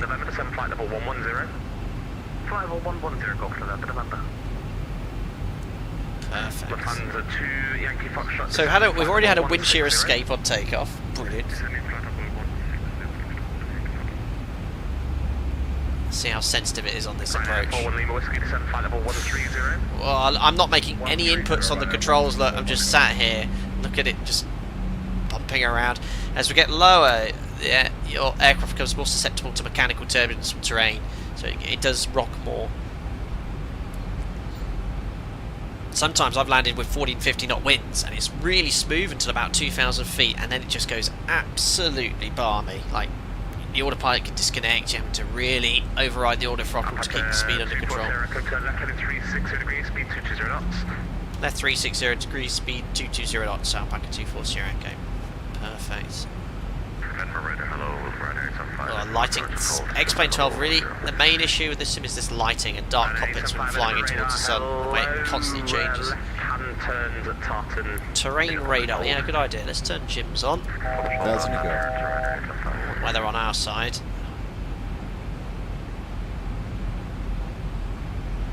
Perfect. Right, guys, I think it's windy, yes. Alpaca 4 Sierra Echo, contact Edinburgh radar 128, that's 1980. 128980, Alpaca 24 Sierra Echo, thanks, a great service, bye. Alright, there we are. Edinburgh radar, good afternoon, it's Alpaca 24 Sierra Echo, descending altitude 4,000 feet, 962 hectopascals, radar heading 360 degrees, speed 220 knots. Alpaca 24 Sierra Echo, Edinburgh radar, hello, speed 180 knots. 180 knots, Alpaca 24 Sierra Echo. That is slow, but speed checked. Flap 1, speed checked. This is great for flap 2. Okay, this is when flap 2 becomes quite useful, because you can bug exact speeds without having to go flap 5. Our ground speed is still 272 knots. Joshlini, Captain, why is the UK getting more storms every year? I think that's a fair argument for climate change, really, and simple as that. I've seen it. I flew with a captain when I joined my operator 13 years ago, and he said the weather in the last 25 years has got progressively worse, as in places where it's guaranteed sun in the summer, it now has thunderstorms. That was 13, 14 years ago. Now I'm seeing it myself. It's true. There we are, so flat 1. Still got, I mean, it's 4 degrees. I don't think you'd get this level of icing anymore. Oh my goodness, it's like I'm in a wormhole. Right, not that I've ever been in one, but you know, again, some crazy drifting.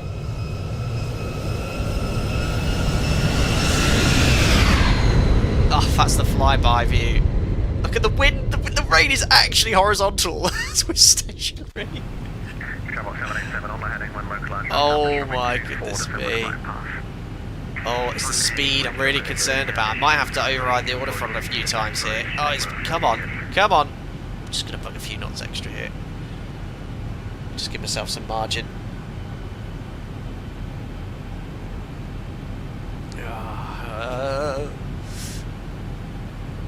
I think we're going to get slotted in behind this guy. This is crazy wind.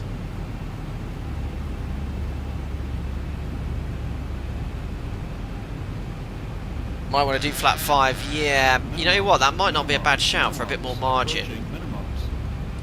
Speed checked, flat 5. Saba, thank you. 73 months as a member. Absolutely amazing. Thank you for your support for that entire period of time. Expecting a butter smooth landing. Wipes sweat off brow. Yeah, I'm not going to get a butter today, guys. Thank you for your support, buddy. Really appreciate that. -3 feet per minute. Brilliant. Yeah, the gear might be departing the aircraft. How does the water not affect the engine? So electric turbofan engines are very good at ingesting large quantities of water. They've been designed to, and even small birds can go through. It's only the large, extreme heavy rain can cause issues, but you know we put the start switches. Heading 320 degrees, Alpaca 240 Echo. We have set procedures for those conditions, so you know start switches are continuous. But they can ingest an incredible quantity of rain. You have a look on YouTube, you'll find engine testing Rolls-Royce, and you know they throw frozen chickens at it, frozen, you know, so much rain, and then you'll see what they can actually do. Right, we're on a bit of a base leg here, very, very wide and long final, 20 miles, but there's a lot of traffic here. Complying with ATC speeds. That is how many degrees of drift? 20 degrees drift, guys. 20 degrees of drift. David, I just want to tell you both good luck. We're counting on you. Oh. Let's have a look at that drift from outside. There you go. It's coming straight towards us. That's the drift. That should be pointing straight towards us. Unbelievable. Right, waiting for our base turn. We didn't do any checks. We'd too distracted. Descent checklist. Pressurization. Set. That's good. Anti-ice. On. Approach briefing and fuel.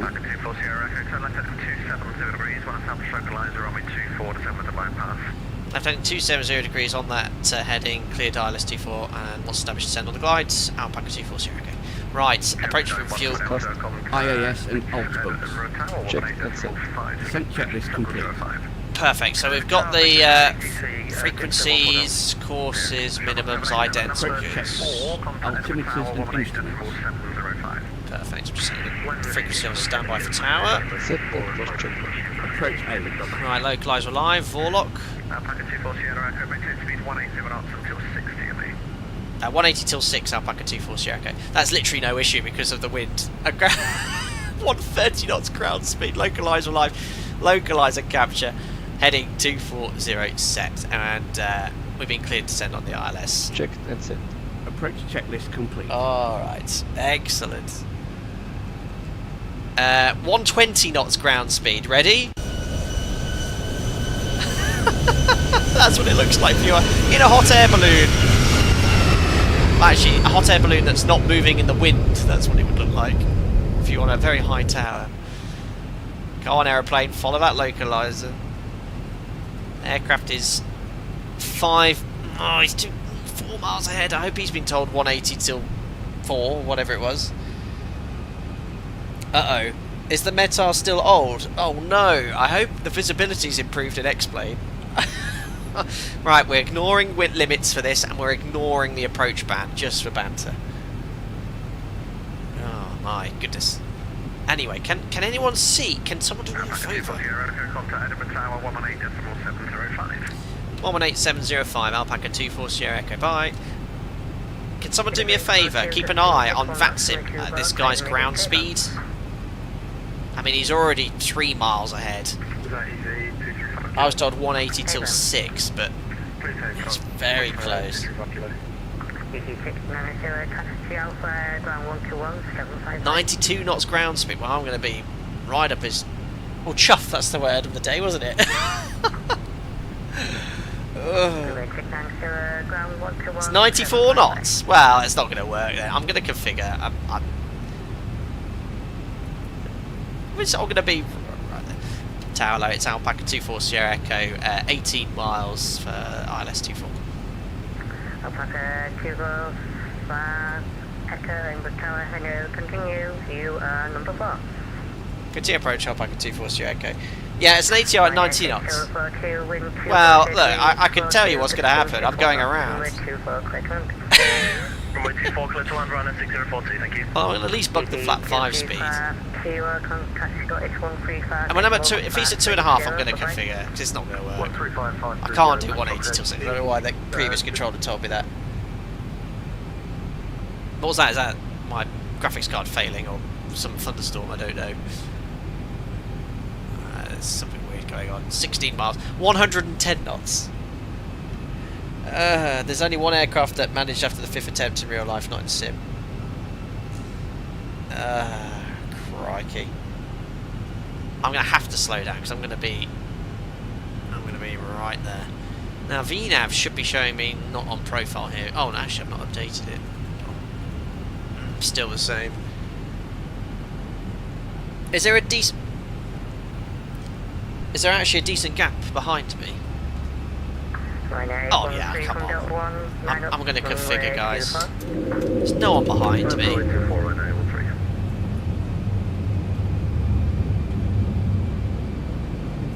Alpaca 240 Echo. I was advised to maintain 180 knots till 6 miles. Is that going to work? Okay.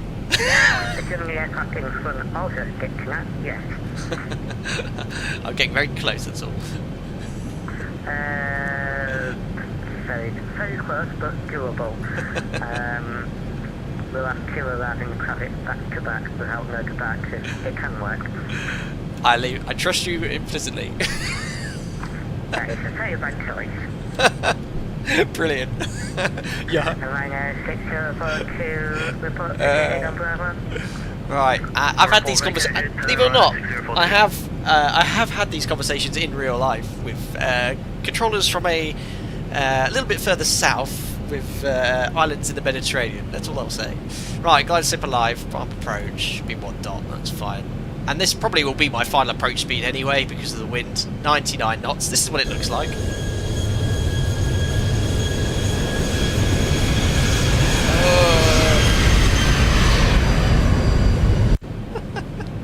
Look how slow the glide slope's going.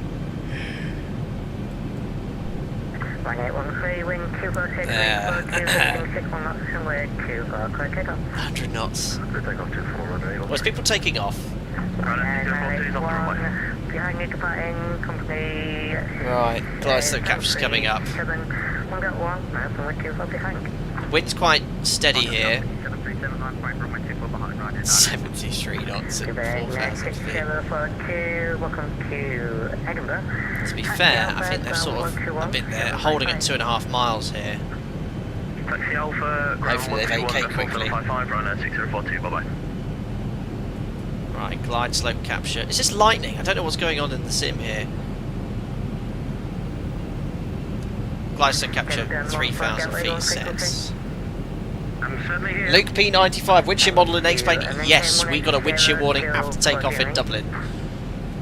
Sorry, what was that? So this final approach speed is the one we'll fly when we decide to take the landing flap.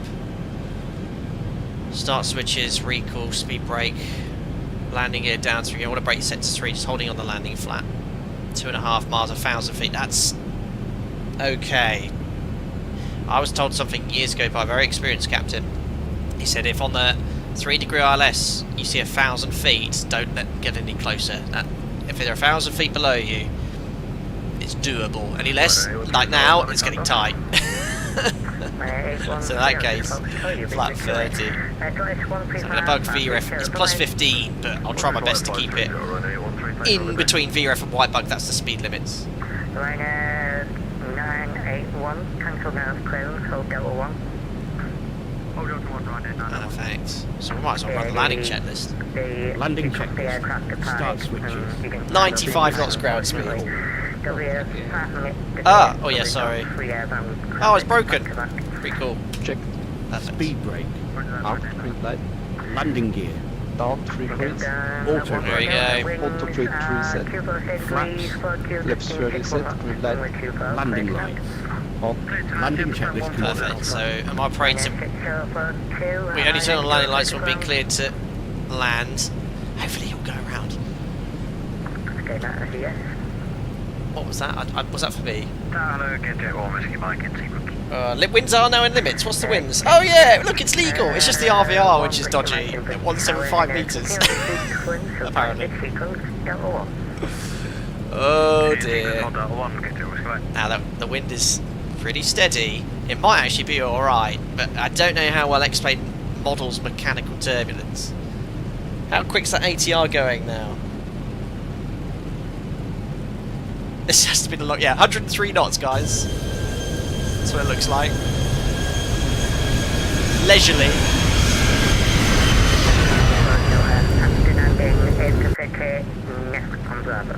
They're too close. They are within 600 feet of each other. That's not going to work for this guy. But will work for us. Yeah, the ATR is actually reversing. Kieran, what's the slowest ground speed in the 73 you said? Below 100. I ferried an aircraft once, and the VREF's 115, 116 knots, and we had about a 25 knot headwind. It was like 95 was the slowest I had.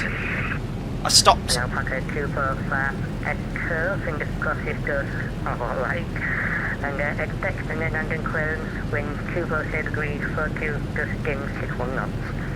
Continue approach, Alpaca 240 Echo. Perfect. Well, not perfect, but you know what I mean. Right. Oh, God. Now, the next problem is 175 metres in the sim. I think that could quite possibly be an issue. The A320 is doing 67 knots. I can't go. No. Oh, no. This person's slowed. No. This isn't going to work, guys. I'm tempted to log off.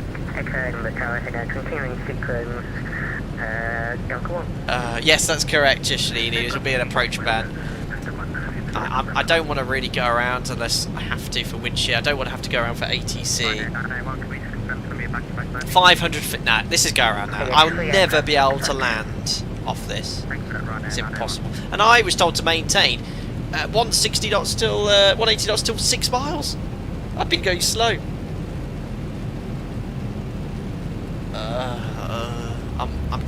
Well, guys, I'm gonna hit him. 400 feet below. Now, I'd be going around now on my own in real life. Right. 71. I'm doing it as slow as I can. Alpaca 240 Echo. I am going to disconnect. I'm just going to log off, guys. I am really sorry, and I know the controller's working hard, but I'm going around off that, and I don't want to have to go around today because of ATC. Right. What I'm going to do, though, is disconnect the autopilot, disconnect the auto throttle, and hand fly, and see what we see. Remember... God, speed. There'd probably be some sort of approach ban with that visibility, as we discussed. I just hope the RVR is okay. So the idea is the flight directors are providing useful guidance in these conditions still, so follow them as best as you can. Check. And oh, whoa, what's that rate of descent?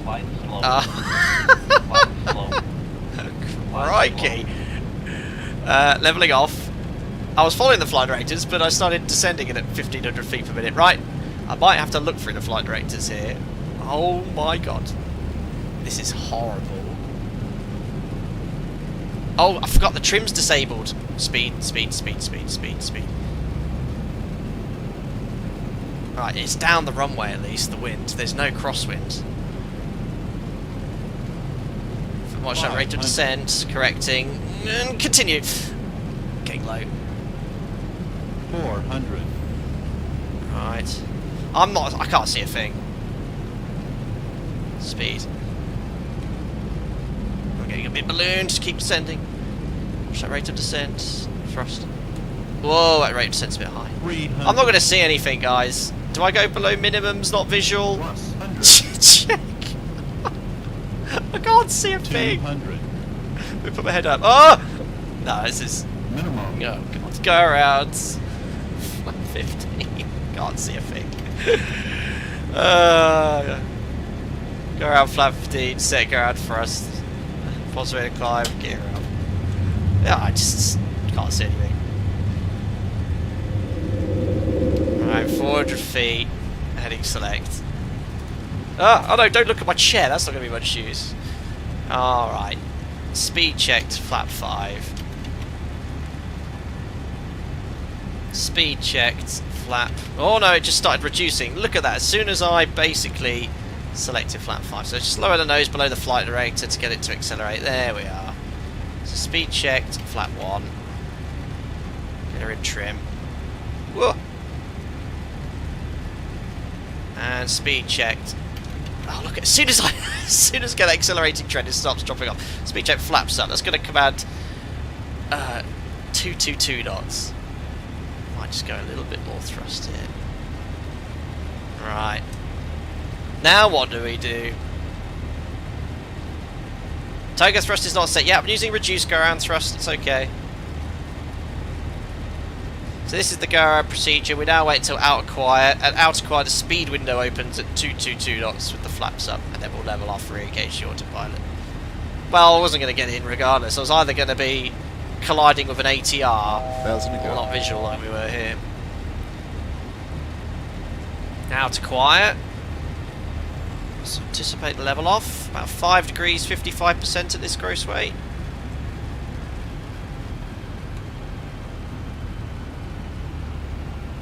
There we go. What? Crikey, it's hard to keep a level. Let's try and get it on the flight directors. Ah! Command A, auto throttle, engaged, MCP speed. After takeoff checklist. Right, gears off, leave the auto brake there, conditioning and pressurization set. QNH 962 after takeoff checklist complete. What do we now do, guys? Do we try again? Do we divert? Oh, the visuals were horrific. Couldn't see anything. Right, turning downwind initially. We can still divert if we have to. It's the visibility. What's the weather? Yeah, call it off. The RVR is true. Oh dear. Has the RVR changed in Edinburgh? Has anyone got the latest weather? How did the ATR land? Yeah, I don't know. Divert for the sake of our lives. Aberdeen, what's the wind there? Finn Hunt, it's a good day for Bogo. I can't even get close to the runway today. Right, Edinburgh, 175 metres, brilliant. Norwich, is that Norwich? Not great. ATR made it down. Yeah, maybe they're in Microsoft Flight Simulator, which, yeah, Microsoft Flight Simulator. So it's not reading the RVR. You can't do an auto land with that wind. It's outside of the prescribed limits of headwind component. So out of limits. Newcastle's worse. We've got fuel. We need 4.4 to get to Brussels, and we're down to 5. Oh, crikey. Hang in there, autopilot. Hang in there, ZIBO. How's Dublin, our departure point? Guy in front couldn't keep it on the runway. East Midlands is sunny. Brussels, go back to Dublin. Can someone get Dublin? Leeds, absolutely not. Stansted. I'm looking at the weather. All the LA looks good. Gatwick is very good. That's go around great conditions. I don't want to go all the way down to Gatwick though. I want to try one more approach. Oh, look at the aircraft that can barely fly in here. Yeah, until that visibility improves in Edinburgh. Where's that 175 metres come from? Trust my luck to have the one RVR. I'm just looking now on my phone as well, see if it's changed. I want to try and land off that. It is 175. Unbelievable. Where has that come from? 20 minutes ago as well. I don't understand why we have an RVR of 175 metres with no change. Unbelievable. I have one more go. Ignore minimums. I'm not going to see anything until in 175 metres. I'm not going to see anything until 50 feet. No, I'd be fired. Dublin arrival just diverted to Stansted. Brilliant.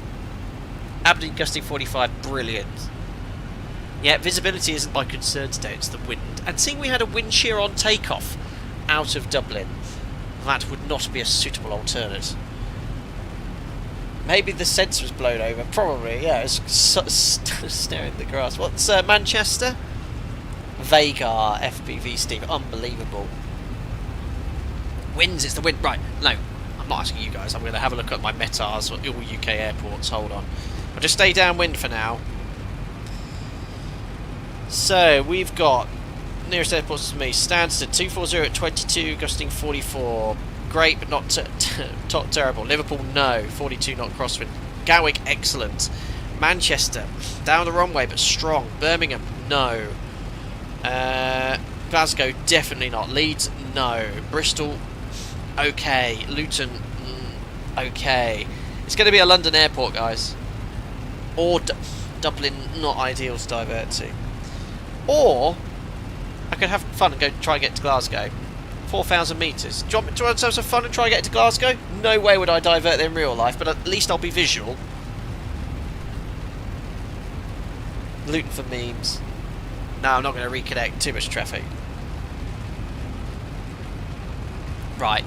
This is a terrible, terrible decision. Let's go to Glasgow. You would not be diverting to Glasgow. So, timestamp this if you want to know how to divert. So, Echo Golf Papa Foxtrot. At least I'll be able to see what I'm going to hit. The runway. Departure arrivals. Let's have a little look here. Let's at least start to turn in the right direction. It's over here. Make a right turn to get away from the airport. And let's climb up to a sensible height as well. Flight level 90 at least. So 90, I'm going to go level change, which is a bit non-standard, but FMC's not loaded.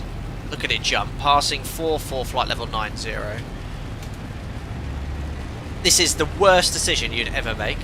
I must stress this is not what I do in real life, but I don't want to divert for another hour. I was meant to finish my stream 15 minutes ago. So, Glasgow. Right, let me have a look at the stars. I'm heads down here, no one's flying the plane. So if I do ILS-23, what arrivals do they have from the east? None of these. None of them. Alright, we'll just go straight to the ILS then.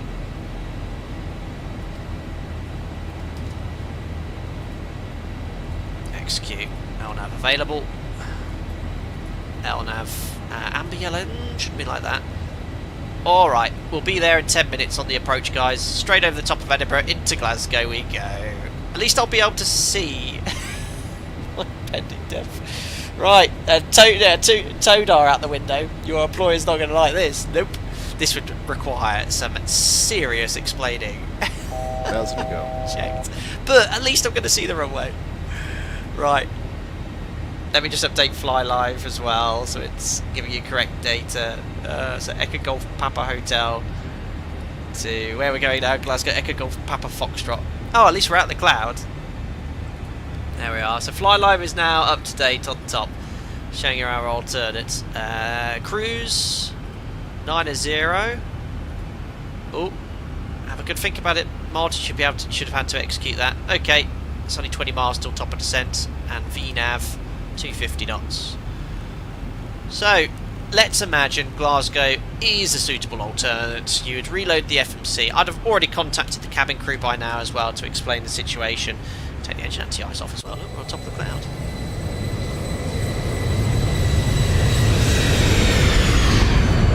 Oh, very good. Explain to the passengers why we're diverting. Unfortunately, due to the weather and the visibility, weren't able to land at this time in Edinburgh. We're now diverting to Glasgow, where the weather is worse. And we have very little chance of safely landing. Thanks for choosing to fly with Alpaca Airways. No, so as I said, we would run a decision-making process which would decide where we'd like to go. And as we said at the planning stage, we planned worst case Brussels. We'd probably start diverting there with the option of going into a London airport if they could accept us, as it's more suitable. But yeah, this is for fun and games to divert to Glasgow here, because we want to land in these conditions.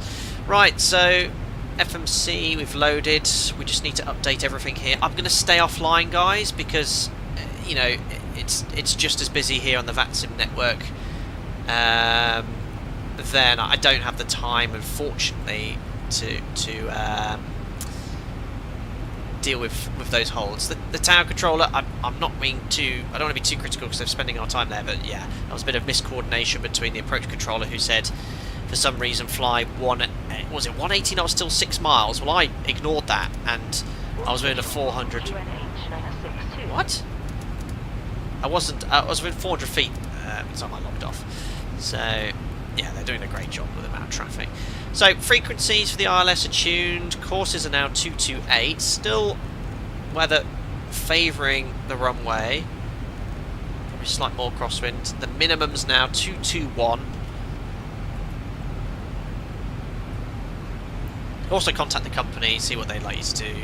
But ultimately the captain has the final authority. And new diversion fuel 4 tons. We standstill meet 3.7. So oh, that's weird. It's still showing Edinburgh. That should have changed now. That's a bug. Edinburgh to Glasgow, but the progress is now... that's a bug. That should now show you Glasgow landing weight. There we are. Anyway, let me catch up with chat. Sorry. Torno says bye-bye. Thanks for tuning in. See you later. Lindo, what's the furthest you've had to divert? Not as far... no, never too far away. I've always been quite lucky. Lawrence, how do you contact the company? You can do it for a handling frequency or via ACARS. Short guy, where would you go in real life? Now I'd be going to a London airport. Manchester, oof. I'd see what guys have been doing, if they've been getting in, if they have been struggling, been some windshield go-arounds, I'd go further away. You don't want to divert somewhere where you're not 100% sure going in. That's really uncomfortable.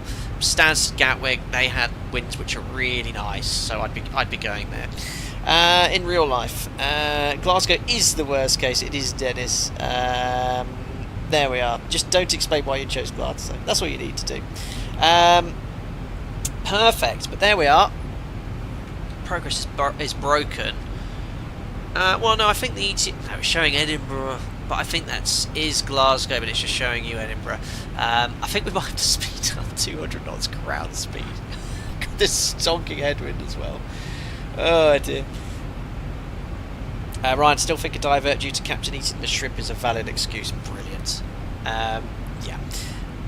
Let's see how this gets on. At least I should be able to see the runway. If someone could just flag up the Glasgow weather again, just make sure they don't have any crazy weather, that would be great. Unbelievable.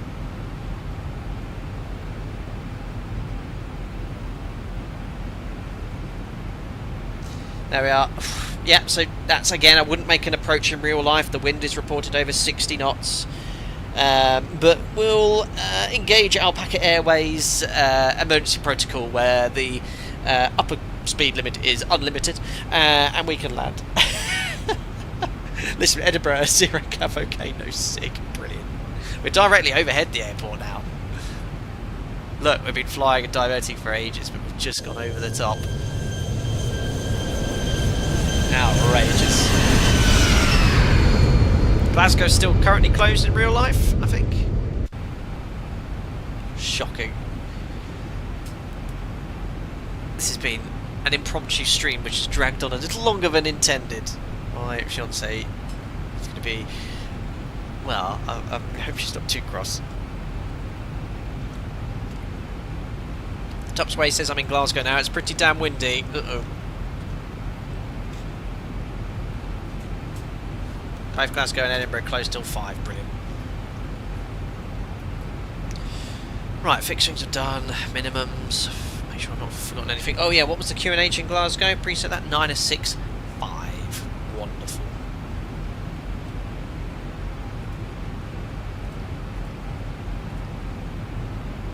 That's already gone up by 4 hectopascals.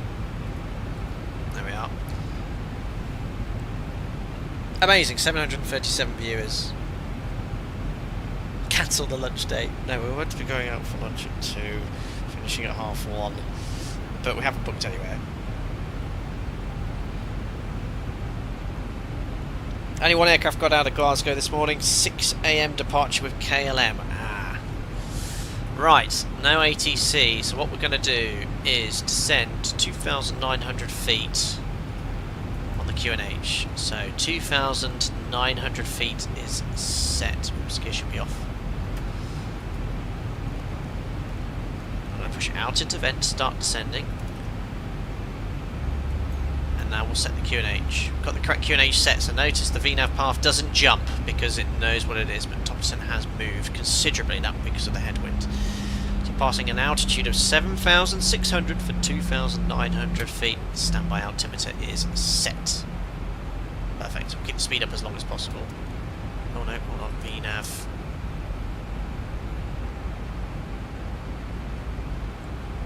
What's the missed approach? 3,000 feet, straight ahead 2,500 or 2.6, whichever is last, then a left turn to hold at the VOR Glasgow on the field 15.4, which I might as well put on standby. What a dramatic stream. Wind shear on departure, crazy amount of traffic, 175 metres visibility with 60 knot winds. I've never seen anything like that before. Raid, what was the mod for the audio checklist? Is there any mods here? I can never remember the command for that one. I think it's checklist. I'll have a little look on Nightbot. Hold on. 95 miles an hour just reported on the Forth Road Bridge in Edinburgh. Wow.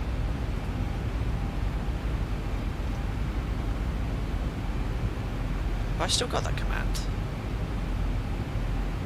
Yeah, exclamation mark checklist. Thanks, Listerman. There you go. There's the link to get the interactive checklist available for your respective 737 in X-Plane. I think it works with. It does work with level up as well.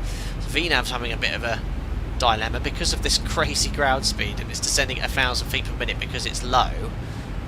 It's actually not capturing the profile. That's actually really realistic. So you'd actually probably want to revert to a different pitch mode. So if you're low, VNAV descends at 1,000 feet, but that's too high. And this with this sort of wind shear, this sort of headwind.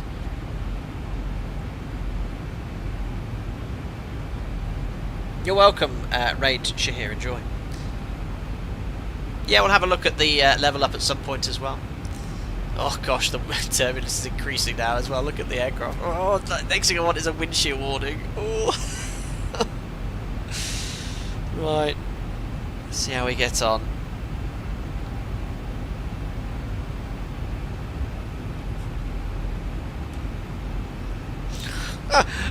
Quite funny, I'm in a WhatsApp group for my base, and some people said, anyone fancy swapping a flight tomorrow for an off? With the sweaty face emoji. 50, brilliant. 40, Thanks, AJ, 30, for your donation. 20, $3. 10. No, is the answer. So, we're doing a BOGA today. We're not right? doing a BOGA. No! Thanks for your donation, buddy. This is it. We're committed. Regardless of stabilised approach criteria. Thanks, buddy.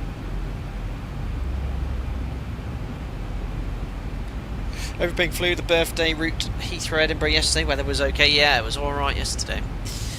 Right, so we've got no ident. Yeah, we're looking for India Oscar Oscar. Definitely got the correct frequency, haven't we? 1101. Yeah. Courses set as well. So this is another problem with X-Plane and Microsoft Flight Simulator. It doesn't always. It's very late identifying 50, ILS. 40, 30. Simbear, thank 20, you very much for your £10, 10. buddy. Very kind. Thank you, very kind. I shall. Been a fun impromptu stream. Have a good rest of day. I will do. Thank you very much indeed. Right, let's go level change. That's twice today, Simbear. Most kind. Thank you. Oh, there we are. So we've got the correct idents, but no glide slope information yet. Start reducing speed soon. Actually, you know what? I'm going to use vertical speed. But we need engine anti-ice on again. Just going to set about 800 feet per minute. Engine anti-ice wants to come on. It's on. Yeah, because I'm such a strong headwind. I don't need to descend on this path. Where's my glide slope? 15 miles. I should easily show a glide slope deviation. It's not a bug in the sim. Localizer armed. It's rocking all over the place. 2,500. Perfect. That's the terrain. We're below the MSA in this above the MSA in this sector, 3,000 feet. There's the glide slope coming in. 1,000 to go. Checked. Start slowing down now. Do that as late as possible with these headwinds. Can I see? Oh, there's some terra firma, ladies and gentlemen. There is some ground.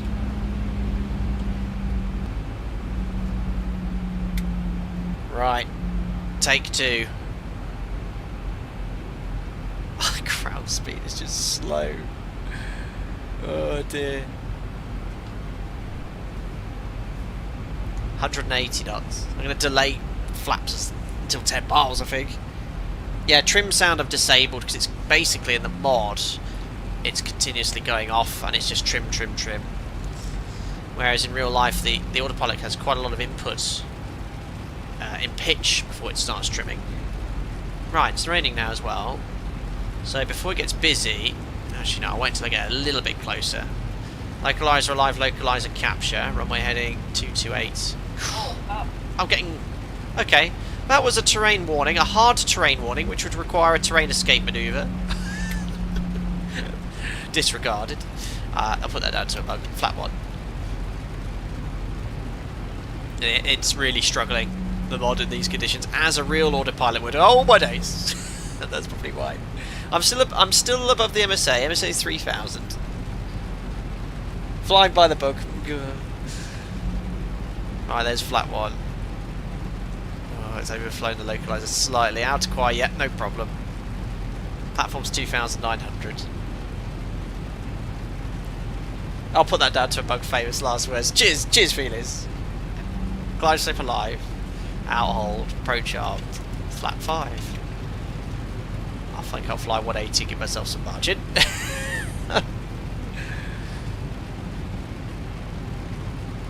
Yeah, pull up is a hard terrain warning on an oral pull up. That's mandatory terrain escape manoeuvre, no questions asked. Why I got that, I don't know. I got close to terrain, but I didn't have any excess rate of descent. Gusting 71 knots, wonderful. Oh dear me. I could get away with waiting till 5 miles, I think.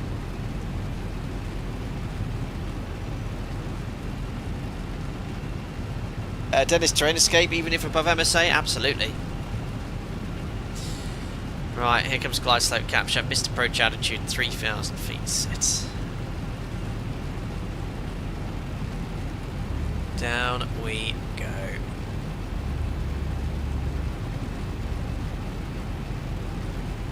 Right, I think we're looking good, seeing I can already see the ground.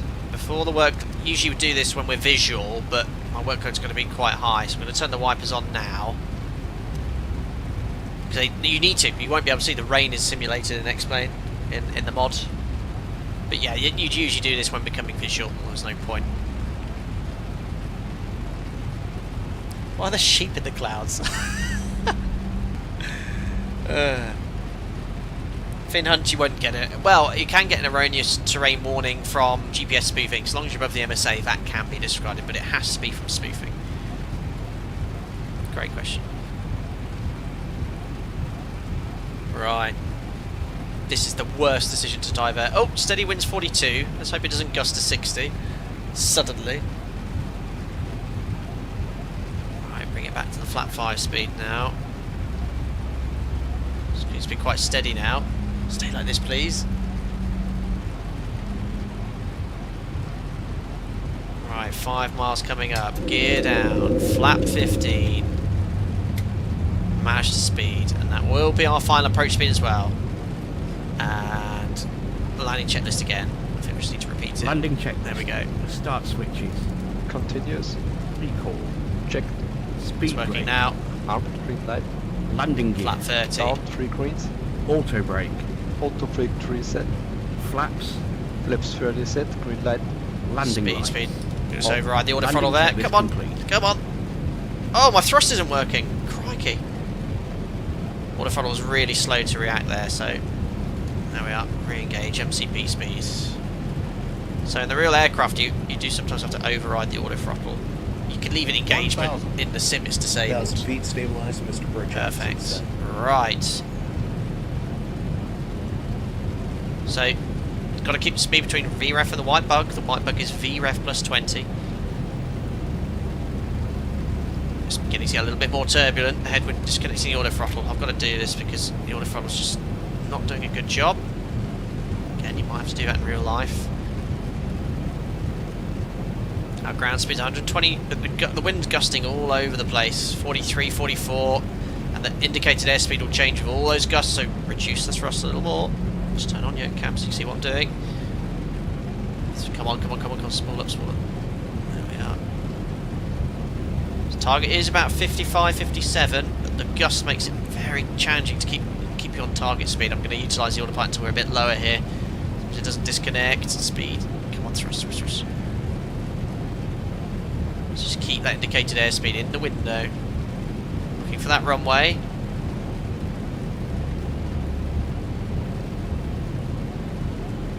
Oh, look, it's struggling. The autopilot's really struggling. Speed. Approach lights in sight.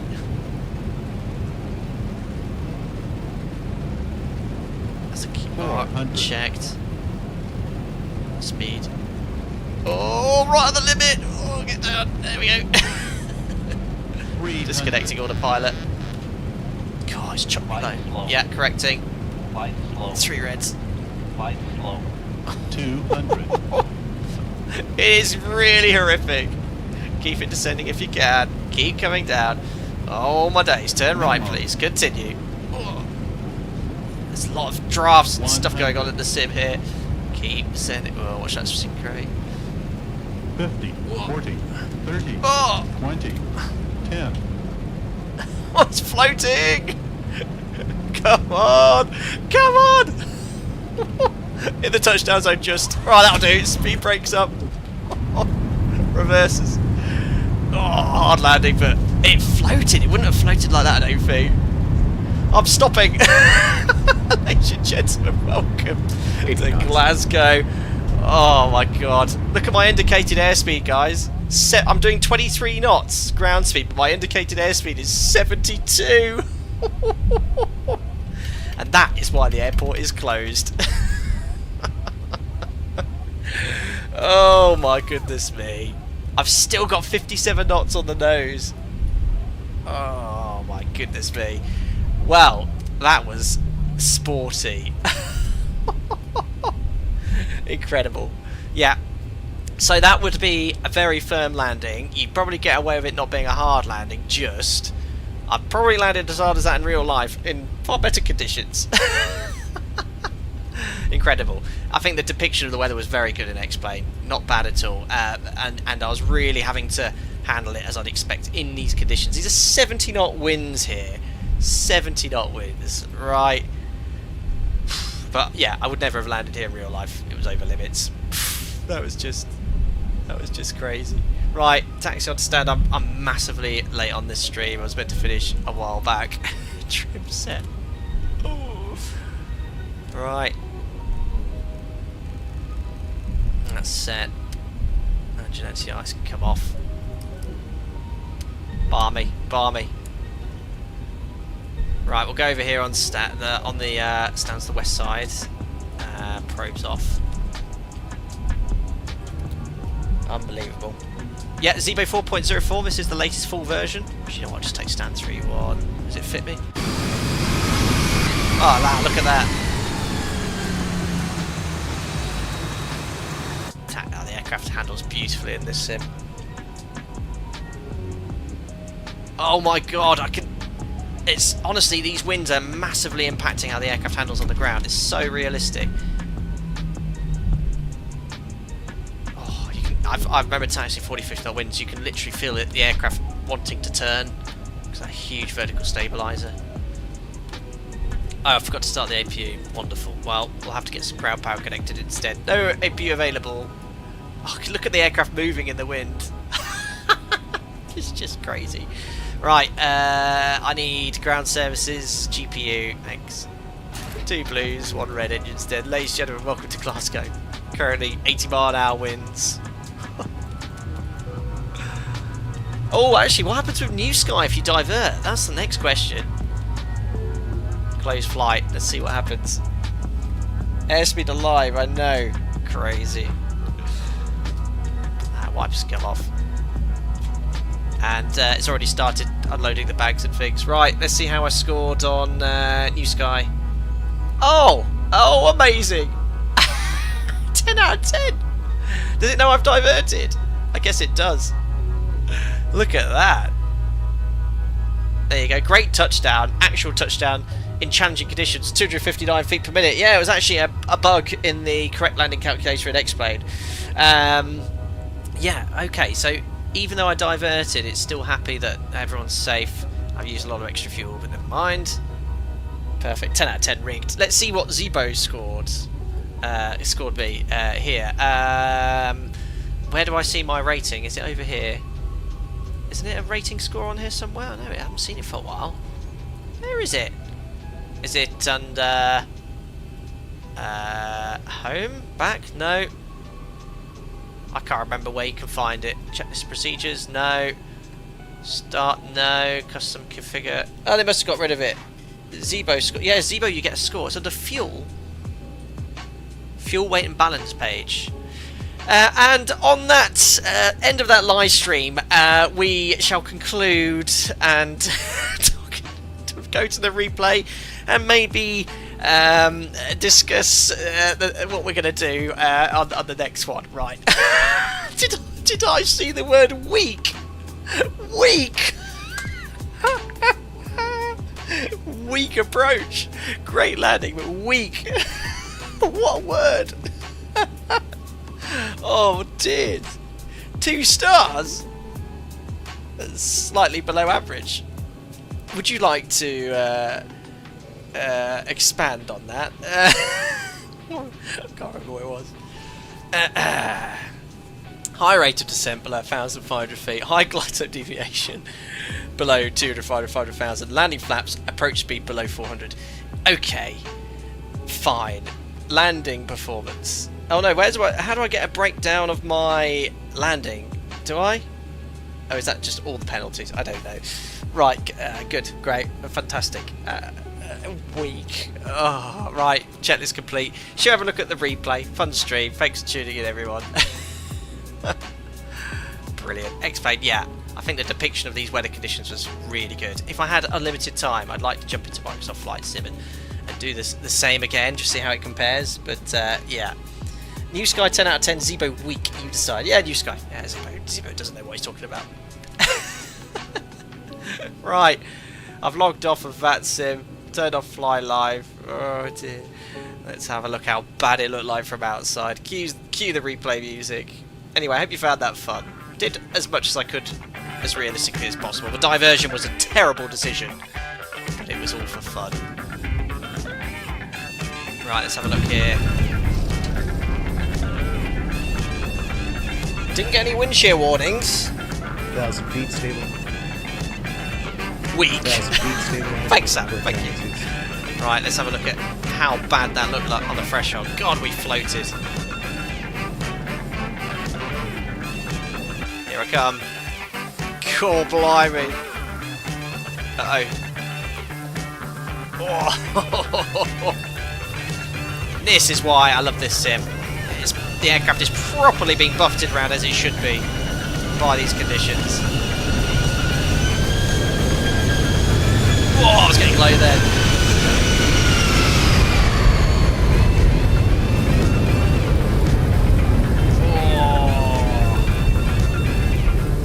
Oh. So good.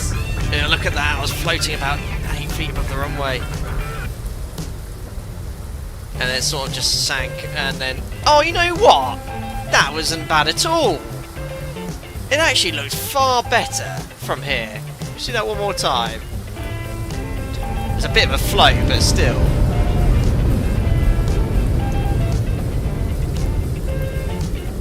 Oh, the behaviour in this in the flare here is wonderful. You just don't get...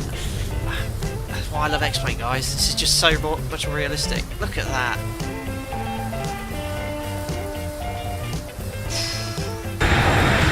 Amazing. This is just vanilla X-Plane 12. It's exactly what it would look like.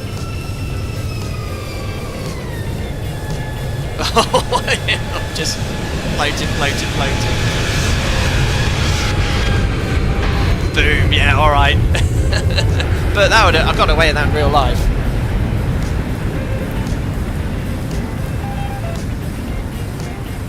Yeah, that is amazing. Look at the behaviour. It's so I'd say Microsoft Flight Sim lovers. And I love Microsoft Flight Sim, but you've got to use this sim in these conditions. You just have to.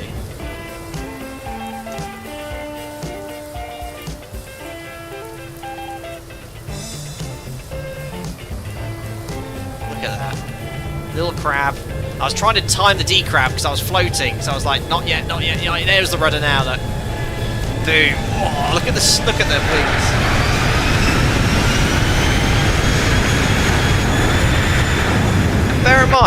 Bear in mind, look at the speed difference here as I just go and replay.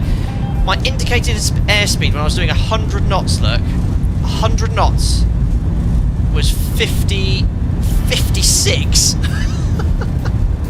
Let's have a look at tower. I need to call it a day. Oh my days. Float. Oh, I just did not want to land. Look, ground speed there was like 70, 80 knots. Bloop. I could have stopped in 500 meters if I tried. Oh, look at the effects. So cool. Well, the replay's a bit bugged, I think, for that.